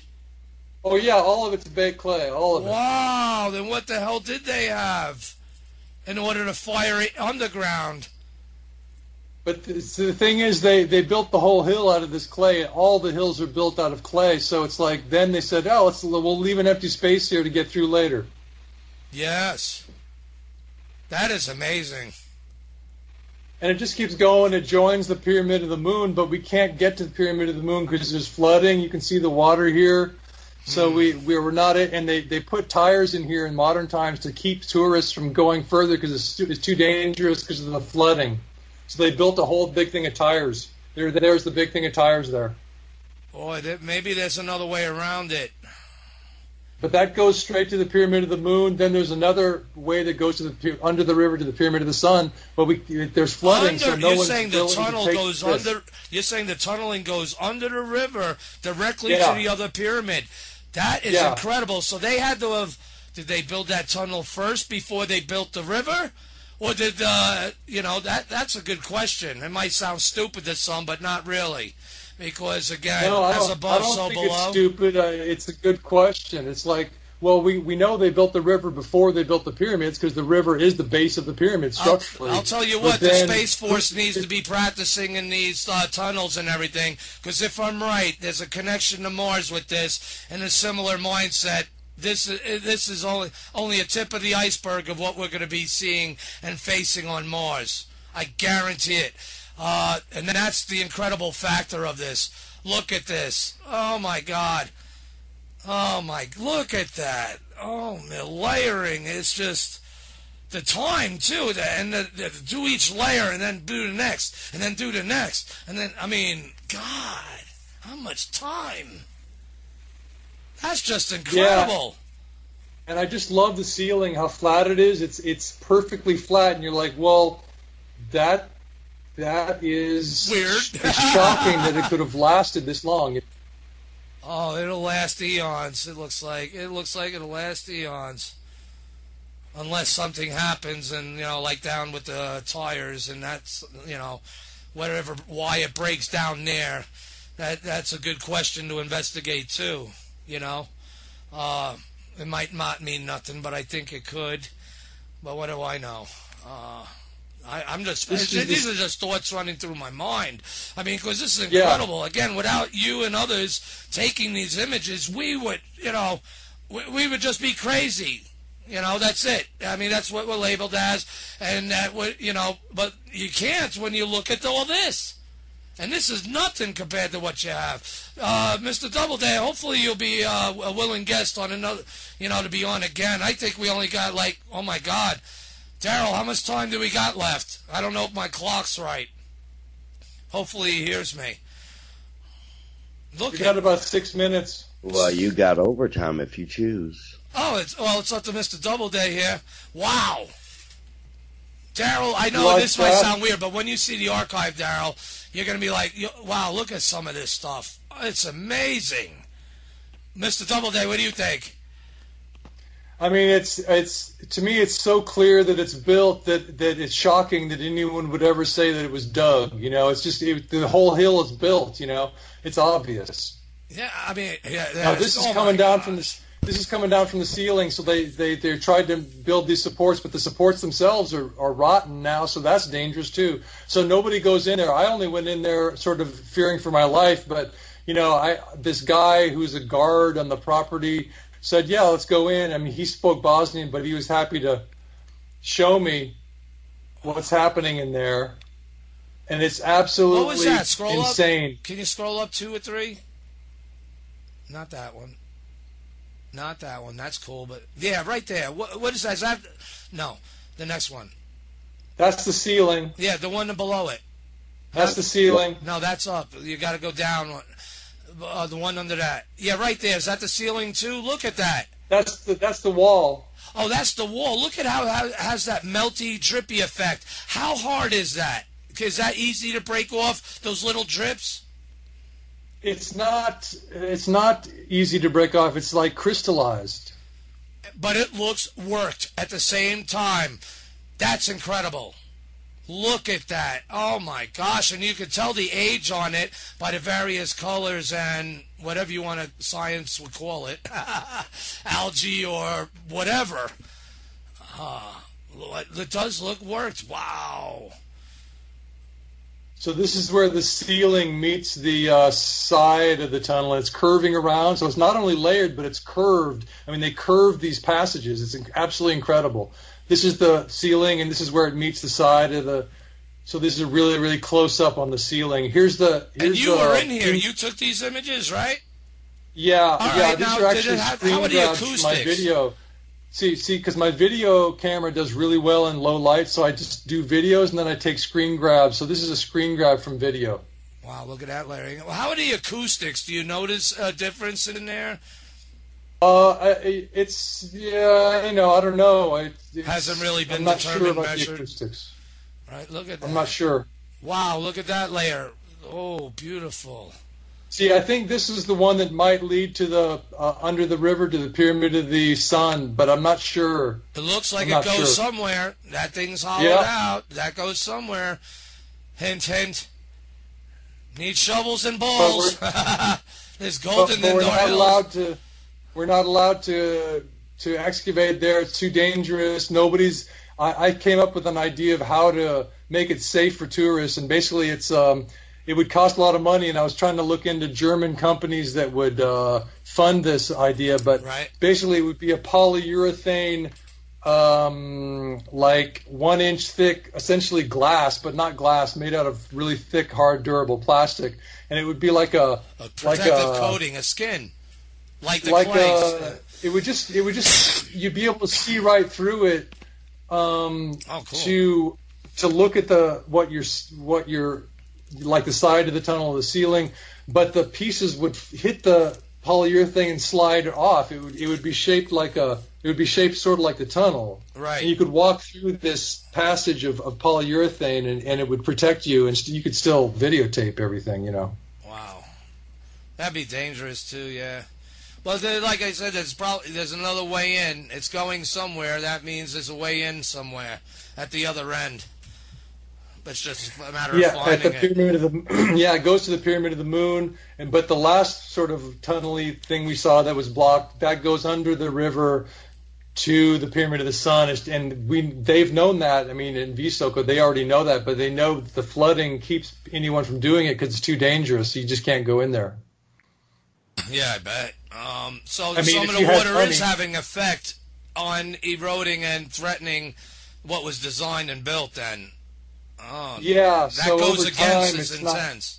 That goes against. Yeah, over time there's flooding. So we can't. I mean, if we had, say, $1 billion, we could just figure out a way to get in there safely. But we don't have that. Well, someone does. There's got to be someone out there, you know, like from Aliens and Predator, or what, you know, Waylands. You got someone out there, but we got Dr. Sam there, and you know, this is all open up to the world, and we got Mr. Jock Doubleday walking around these pyramid complexes, and also the built-up region of Visoko itself, and what these pyramids sit on and are a part of. Remember, just because there's dirt doesn't mean it's natural, and that's the biggest factor I think that mainstream science uses. Oh, it's natural. Well, why don't you, get a shovel and, help prove this. Oh, that's a block there? Oh, you sure? You know what I mean? Don't trip on your way out. Despite their own eyes and analytical prowess, but yet you got volunteers going there, and I'm sure. How many have you met that were skeptics? And then how, did all of them change their minds that you noticed? That who's not mainstream has nothing to lose. Just to let you know, the video recording just stopped because my computer's full. Oh, well, how do I press record then? And I'll record this section on this end. I don't know how. Oh, on Skype, you just press there's a little... I got the red hang-up button, I got the camcorder button, the mic button, the plus sign. Do I click on that? Oh, the plus, press the plus sign, and then start recording. Okay. All right. So it's... how do I know I'm recording? If it says Martian Revelation started. I guess... Oh, okay. It reads it on top. All right. Forgive my ignorance and stupidity, everyone. I'll edit it out anyway. So, again, I find it really incredible that all these ages, where all this, again... how it must have looked when it was pristine before it was covered up with whatever calamities brought all this soil. And obviously, like you said yourself, there looks like evidence of flooding here and there. And like you said, in modern day, there was a little flood there that from an area that was already excavated, right? So it's not far-fetched that in the past something happened, maybe the biblical one, that whoop-de-dooed it and covered it all up. And if we were to uncover it, I guarantee it, people would look down and just circle that area off. People would think it's Mars. I guarantee it. And, oh, man. And especially by the patternings. It makes you wonder, and it makes us really want to go where, again, NASA doesn't want to land in Cydonia to help answer some questions once and for all. Though Cydonia is not the only place on Mars, but it's the most famous, with the most famous face of Mars. And common sense, all that money, especially we the people behind it. We want it imaged. We want it rovered as much as possible. Manned mission. Hey, Penn said it himself. He told us what's going to happen. We're going to put American boots on the face of Mars. And so compare it to like the Bosnian Pyramid there. We're going to put American boots on the D&M Pyramid. Because again, those two share similarities. I don't care what anyone says. There's kinship. You could tell in the design. I mean, the ramp and all, as it was. Right? That's the nice technical name you called it, right? That people call it a ramp or whatnot. So, all right, back again, though, to the top of the pyramid. I really want to get this out. What was there on top that they want to say protects, for protection purposes, that they tried to build up again of these walls? What is that, and what does it sit on top of? And what is that hole in the center of it? Was that originally part of the pyramid, or is that something whatever castle builders that might have been there did? Have you been up there, inside? Yeah, the top of the pyramid of the sun has a medieval, the ruins of a medieval castle. It's called Stari Grad, Old Town, and Stari Grad is in modern times is so much in ruins that it's not recognizable as anything. So what they did was when Samir found the Pyramid of the Sun, they said the government was like, oh, we don't want you digging anywhere near our ruined medieval castle, which is on top of this thing you call a pyramid. So we're going to protect the entire pyramid by saying that if you dig there, you're just going to disturb Stari Grad, which is this tiny little thing on like a hair follicle on a head or something. It's so small compared to the size of the pyramid, but they used that to protect the pyramid from digging. They protected it from Samir, and whereas Samir is the truth teller, he's trying to get the truth of ancient history out to people.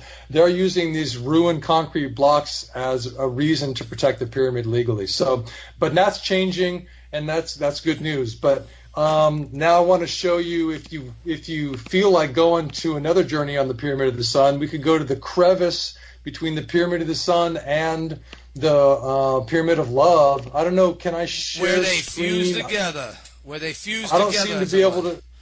I'm trying to share a screen, but I can't do it from here for some reason. Is it because you're recording, or what's happening? That shouldn't make sense. I don't know. It's weird. Hold on. Let me just, because you're not seeing my screen, right? You're seeing me? I see you. Okay. Let me see. How do I do this? Oh, no, that would suck. Share screen. I'm getting a little wheel that's turning around. I don't know if it's going to let me do anything. Hold on. Yeah, my computer is doing something weird, so I'm not going to be able to share a screen. Anyway, so I'll just let you know. We can put images in later. Right. Right. You'll hear the archive as I'm editing. Anyway, you'll hear it faster than me. You'll know what images to get to me. And, well, that takes a little coordination on our part together. So, but that'll be good. It'll add to the experience. Again, thank you very much, Mr. Jock Doubleday, for being here with us for this. Yeah, thank you, and it's a lot of fun to get this info out. I highly recommend people come if they want to check out the crevice between the Pyramid of the Sun, the Pyramid of Love. We're going to put Busoko. it in. Right, tell us about it. We're going to add it in this video. So I wasn't ending it unless you want to end, but I'm good with going on if you are. Yeah, I was just thinking we could broach this one topic because it's so crucial, and then we can go to sleep because it's 3 in the morning or 2 in the morning for both of us. But so if people want to check out the crevice, it's so amazing because we have a twin pyramid structure. So the pyramids are joined as the crevice goes up between the pyramids. The pyramids are joined by this incredible horizontal staircase of concrete and clay alternating layers. Right. So to actually go in the crevice is not really very easy, so I wouldn't necessarily recommend it like to most people it's difficult and it's kind of dangerous actually, because there are still it's just really steep, and it's almost impossible to get up the whole thing. You'd have to be some kind of mountain climber to do it. But anyway, you'll see these layers of concrete, perfectly horizontal concrete, joining the two pyramids together with this incredibly strong engineering. I mean, it's unbelievable. Perfectly flat, not inclined in, but perfectly flat, perfectly horizontal layers, and it'll be clay layers going up the crevice, then a concrete layer, then clay layers, then concrete, then clay layers, then concrete. I mean, it's so strong, and these pyramids are forever joined, and they're joined to the riverbed, and the riverbed's joined to Osceola Hill on the other side. It's a mega structure, and anyone who wants the details can find my article and my video called Megastructure, the Foinica River, Fojanica, and it's on WordPress, and you can find all the info there. And it's so incredible. And this is the first time. See, archaeology has never heard of a built riverbed. If you say that a riverbed is built in the university, they'll give you an F on your paper. Or built mountains. Or built mountain pyramids. They're like, all the rivers are natural. Well, no, they're not all natural. And you and I talked about this a couple of days ago. The Bosna River is the river that the Foinica flows into, and they go north as soon as it hits the Bosna. So we know that the Bosna is also built to some degree. We don't know how far, but at least to Sarajevo and probably further north, further south, and further north from complex. I must have went over 100 miles north, and I'm finding this evidence of these clay layerings. That's what I want to take pictures of. I'll just add them to you too. We'll put them in this spot here so people could see and appreciate, and even you, and even when it banks like a snake, you could tell even through the water how beautiful and deliberate it looks. And I don't think it was the township. I really don't, because it looks like how, again, if it was the flood, you could see by how it's angled under the water, these layers, how it would slow the water and or control the flow of it so it doesn't disturb the banks that is banking around, because they're like snake turns, really, but they're deliberately even. I found that incredible too. And it looks like you were showing earlier, along the edges of the Foinica there, how it has those built-up areas along the edges. It looks like that is evident too, but I'll let you be the judge of that, sir. Of course, you got more. You got hands-on training. I mean, I just put a video camera on it, but what we see is that when the Foinica joins the Bosna River in the center of Visoko, at the foot of the Pyramid of the Sun, they flow north, and then you go, well, how far north is this river built? I mean, it's built in the complex. How far north is it built? Beyond. And then you say to yourself, well, I wonder if the northward flowing rivers, of which there are very few on planet Earth, very few northward flowing major rivers, I wonder if all of those are built and that the southward ones are natural, or some of the southward ones could be built also. But we should research the northward flowing rivers, because we know the Bosna River is built to some degree, to some length of it, from Sarajevo through the complex. We don't know how far north from there. Right, and therefore they're like canal rivers. They're artificial rivers. Canal is an artificial river, right? Kind of basic. I grew up in Long Island, on the south shore of Long Island, in Copeg, and right at the end of one of these canals. Smelled like crap for years until they dredged it out years later. But I'll tell you what, it made me appreciate and understand more of what canals were, and they're like artificial rivers. They're man-made, right? A canal is a man-made waterway, correct? Right, and the thing about this Bosna River and the Foinica is that the structures on either side are tied to it and also artificial. So all the way down to Sarajevo, you have artificial hills, and nobody knows this. But all you have to do is look at the excavated roadway cuts into the hills, and you see exactly the same inward-leaning, alternating claystone and clay layers, soft clay layers, in those hills all the way to Sarajevo, and you're like, oh my God, it's all built. And then you try to say that to somebody, and they're like, you're crazy. Now, when you say that, you know what I mean? Yeah. Oh, yes, I do. Believe me, they said that to me about Mars. They still do. But now, when you say that, we're talking many square miles, literally of the whole region, all the mountains you see when you walk into this place. Just think that everything you're standing on beneath you is all part of the construction of what you're seeing all around you. That's many, many, many miles. And therefore, you know, yeah, like I say to you, oh, you're crazy. Yeah? Well, I think like the one guy living on the pyramid and others, they're all going to start digging. I guarantee it, and they're going to be hitting these things once it starts becoming more known.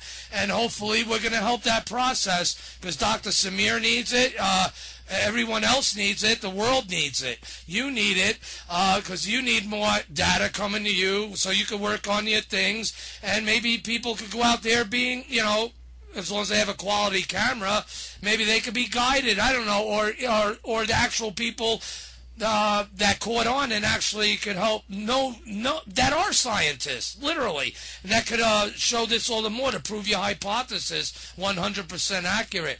What do you think of that day, and how long at this rate until we get there? Well, if people want to check out a video I made on the Pyramid of the Sun called Filtering Out University Indoctrination, it talks about how each of us is a scientist because we have eyes and we have brains. And so if we rely on what the experts are telling us, it doesn't mean that the experts are wrong every time. It doesn't mean the experts are right. It's just a question of we have to use our own discernment and realize that the universities are controlled to some degree in many of the subjects. Astrophysics is huge control. I mean, if you try to learn the truth in astrophysics in the university, there's ain't no way, man. You got to be a scientist and use your own brain and your own eyes. Archaeology, same thing. You will never learn the truth in the university. You'll learn some terms and you learn some truths, but it's all going to be filtered through this weird control system. So we have to understand that we have our own innate discernment, and if we rely on experts for the truth, we're screwed. Right, period. Obviously. And listeners to this show could appreciate I brought up one of those people at the beginning of the show. This ain't what this is about tonight. But I'm telling you, man, this is just so incredible. Jock, I hope and I yearn, and I want to help create the air for the people there in their own yards, if they own them or get permission by the landlords, start digging. And how many of them over each mile after mile say, hey, look what we're hitting. Hey, look what we're hitting. Literally, look, show us pictures, cameras, bring a videographer guy there, you or someone else. And therefore we could at least, all right, well, nail down that hypothesis of what we already know is correct. You don't want to sell your homes, dig up the land? Okay, well, if you want to dig on the land to help us prove this, you know, their lands will go up. Sooner or later, someone will catch on and say, hey, if this is true, there's all artificial ground, artificial structure that we've been living on, we've been farming on. It's deep enough to grow crops, obviously, you know, so they wouldn't know, but if they go deep enough. But that brings me to the question, like I asked you, you know, the other day about local construction workers. Has anyone, like, you know, like you did with the neighborhood children, the neighborhood shovel diggers, bobcat movers, whatever, have you guys talked to them about possible sites and or things, strange things they may wish or to be paid to show you that they Well, found? the homeowners always have to deal with the ancient construction stones when they dig for their foundation, so they're the ones who come to Samir and say, hey, I have these stones that are being trucked away today. Do you want to come and check them out? The construction workers don't care. You and I talked about this. You mentioned that they probably don't want to talk about them as archaeological artifacts because then they might have their business sort of hampered. They just want to cart them away and get paid. They don't want to think about archaeology and, oh, we have to save this for a museum? No. So, you know, with the homeowners are dealing with these massive stones, they have to get them carted away. It takes a lot of money. So the homeowners know that there's something going on. But, you know, so there's all these rumors. Everyone has grandparents that talk about the tunnels and the possible lake. It's this historical rumor or legend, which is awesome. I love this mystery about the lake that's been passed down from grandparents to parents to children in Bosnia, in Visoko. What does it say about it? It sounds like and almost an Excalibur type setting. You know, I think it's like a paradise little lake down there. Not little, huge lake that's got really, really clean, fresh water. This is the legend, and it's so big. But I don't know how deep it is, and we don't know how to get to it. Now, I want to mention, associated with this, is the other tunnel systems that Samir has found by purchasing. He found a beginning of another tunnel on some land next to Ravne, and so he bought that land, and then he started to excavate it, and then he found more tunnels, and it's in something called Bell Tower Hill. So you can find some information about Bell Tower Hill next to Ravne Tunnel in Visoka, Bosnia, if you guys want to check that out. There's lots of tunnels, lots of volunteers excavating these tunnels. They're like the Ravne Tunnel in that they have a concrete top that you have to get down like this, and you go in, and then it opens up a little bit more, and it's made with this conglomerate river stone material that looks like it could fall, but it doesn't. It just sticks up there. Wow. And so it's not like KTK, it's like Ravne, and all these different tunnels are being excavated by volunteers. And so if you guys want to, like Gary was saying before, if you guys want to volunteer for the program, just go to pyramidasunsa.va. It's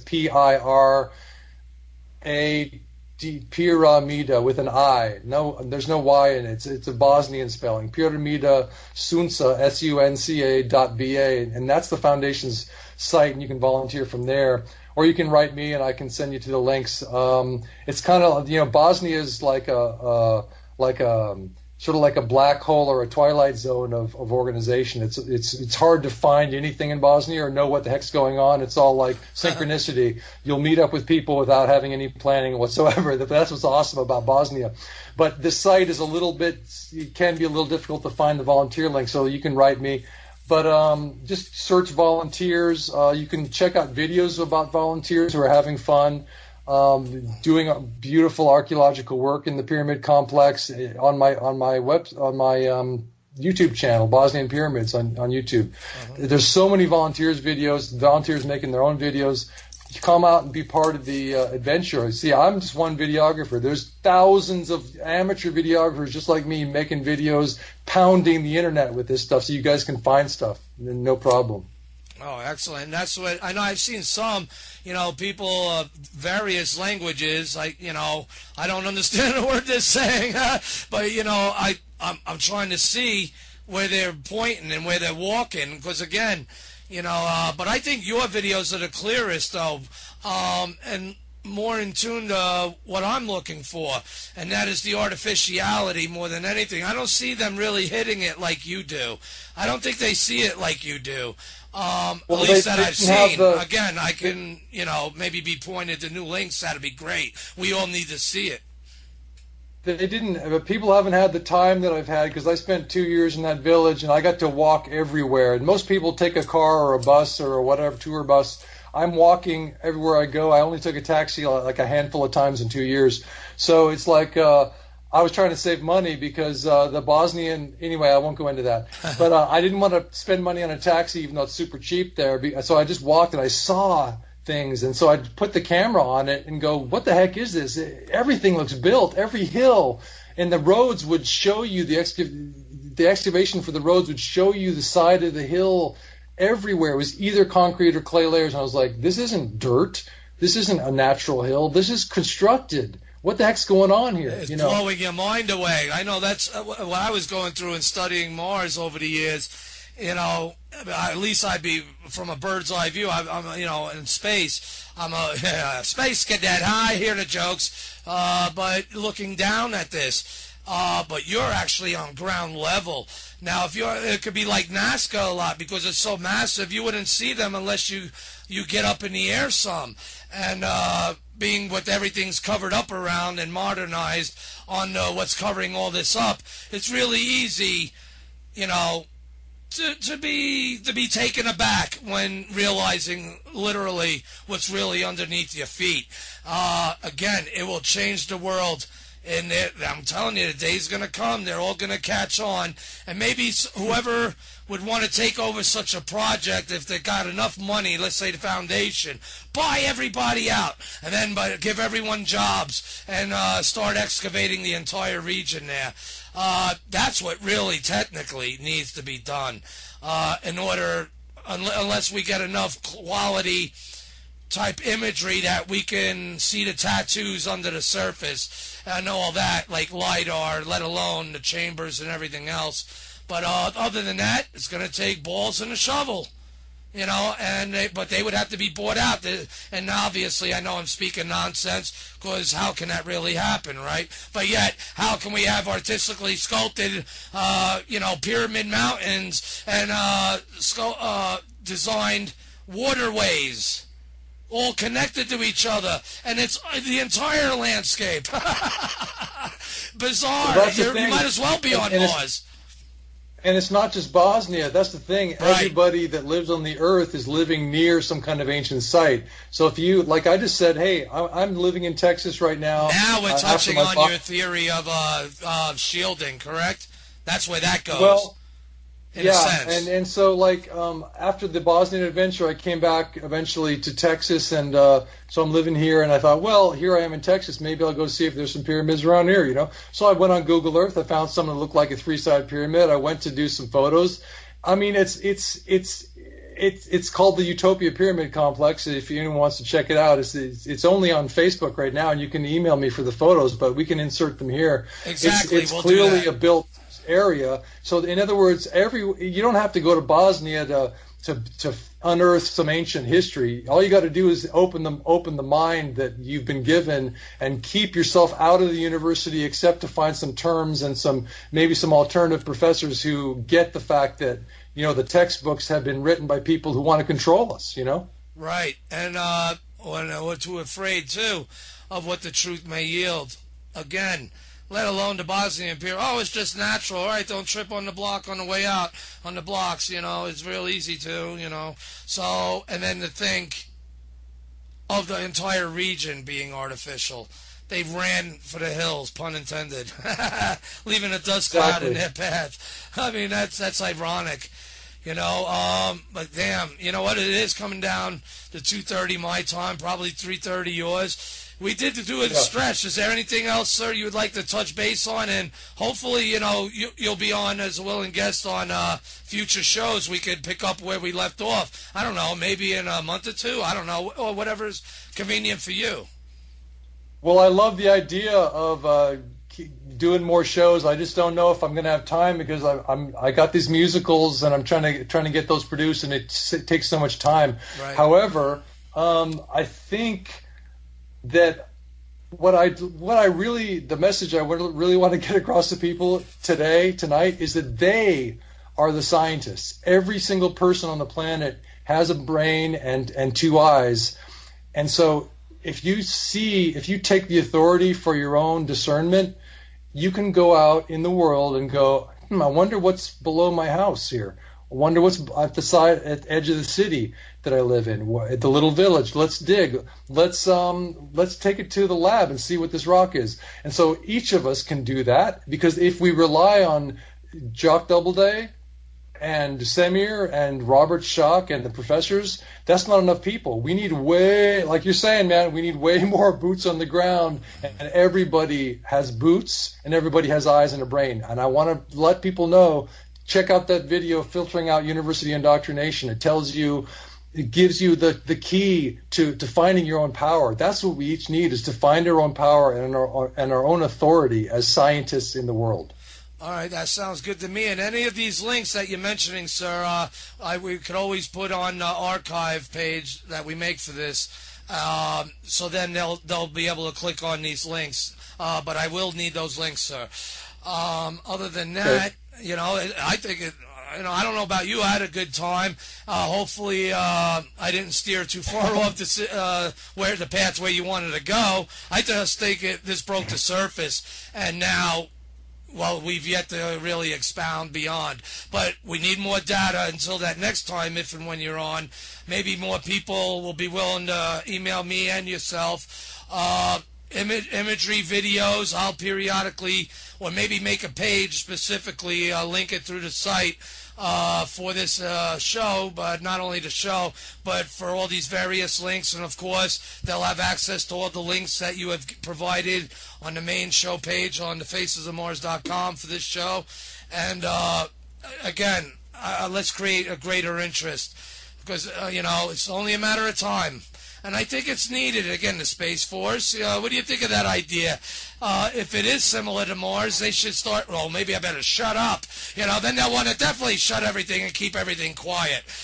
So I won't give them any more ideas. Because right now this is free to humanity. Before we cut off, because you mentioned this shielding idea, because I'd written this article most recently called "Shielding: Did the Ancients Layer the Surface of the Earth to Protect it from Asteroid Impacts?" So people can check that out. It's on the WordPress site, An American in Bosnia, and just check that out to see what you think about the idea of shielding, because we know the moon is artificial. We know the moon has a shield. It's a metal shield. I don't think the Earth has evidence of a metal shield, but I wonder if there's a layering with hard and soft layers like they did in Bosnia with the pyramids, where they made a shield over the general Earth to protect the people inside the Earth from asteroid impacts, to protect the planet itself, the structure of the planet itself from large asteroids destroying our planet. That's interesting. Again, Mars Insight, it's on its way, and we know it launched from Vandenberg, like Dr. Brandenburg told us also about Vandenberg, that missions launched for there are sent with classified aspects. So we know they're going to Mars to look for the subsurface illegals, and that's what I believe, Mr. Jock Doubleday. They're following on your hypothesis. I think they know it, but they're not openly going to state it. They're not. Not now, anyway. Maybe when we get the boots up there on the face of Mars. That was his exact words. On the face of Mars. But, again, so I'd like to thank you, Mr. Doubleday, for being on with us. It's been rocking. It's pretty cool getting to know you. You're a pretty down-to-earth guy. And I don't know, I have a feeling your steps are still going to lead you back there. But I respect, hey, you want to get things done in life, too. I respect that.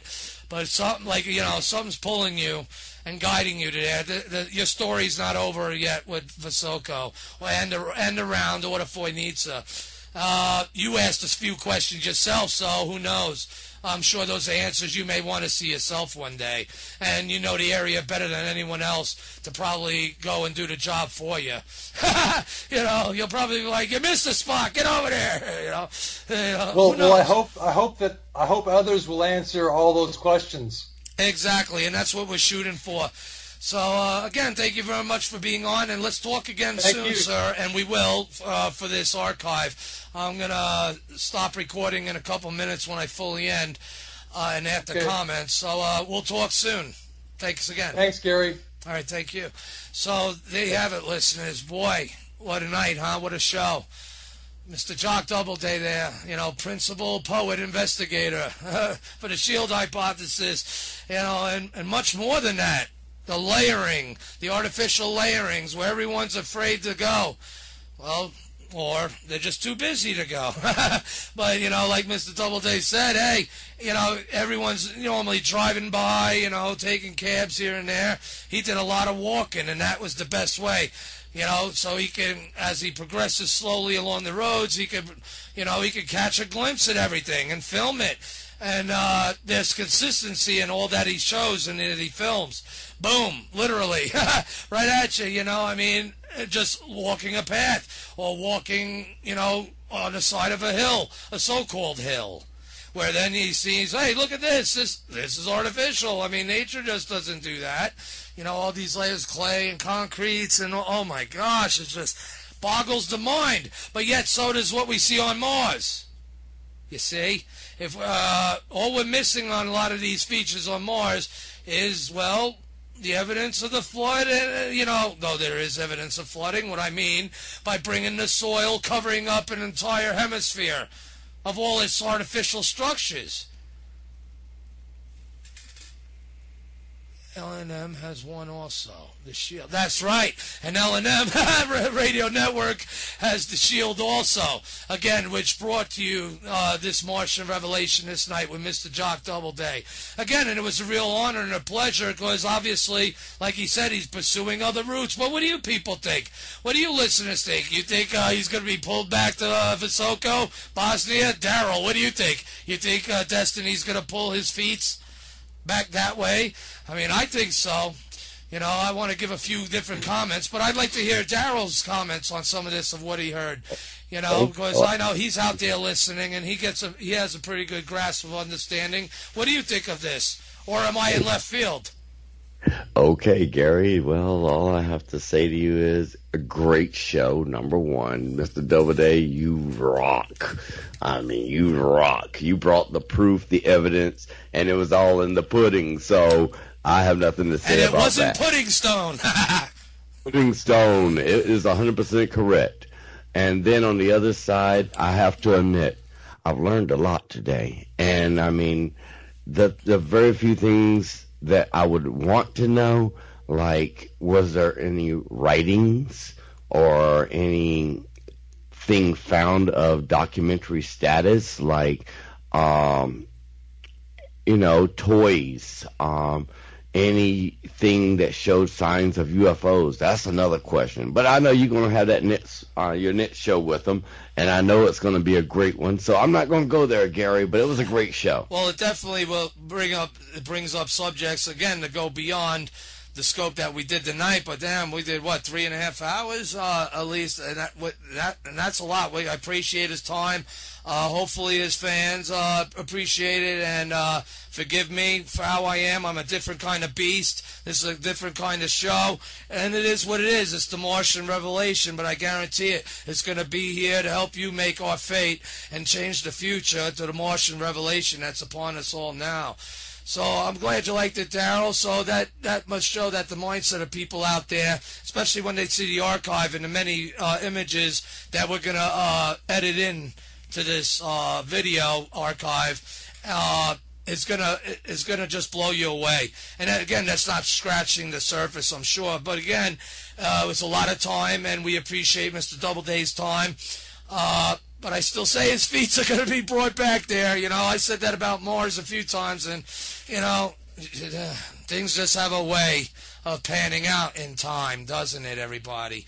You know, but that brings another note before I leave. This show, I am wanting to start to go. I was just happening to talk about, actually, start to bring more of the video aspect to this show, to be streamed and or broadcast live at the same time.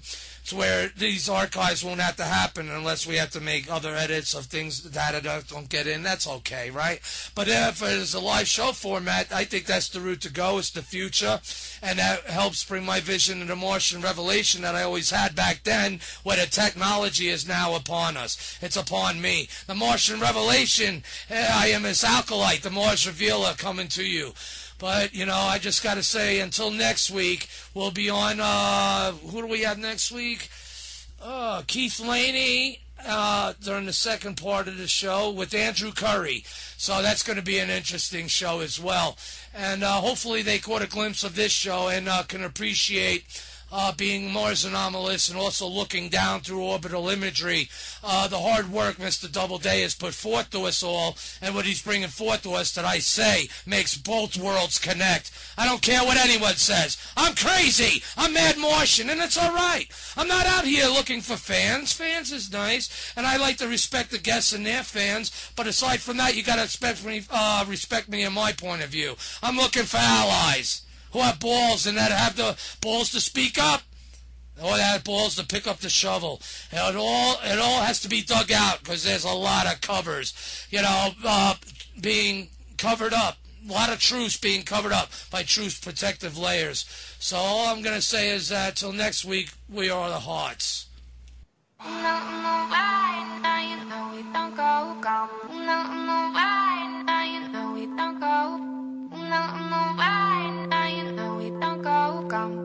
Listen through, gone.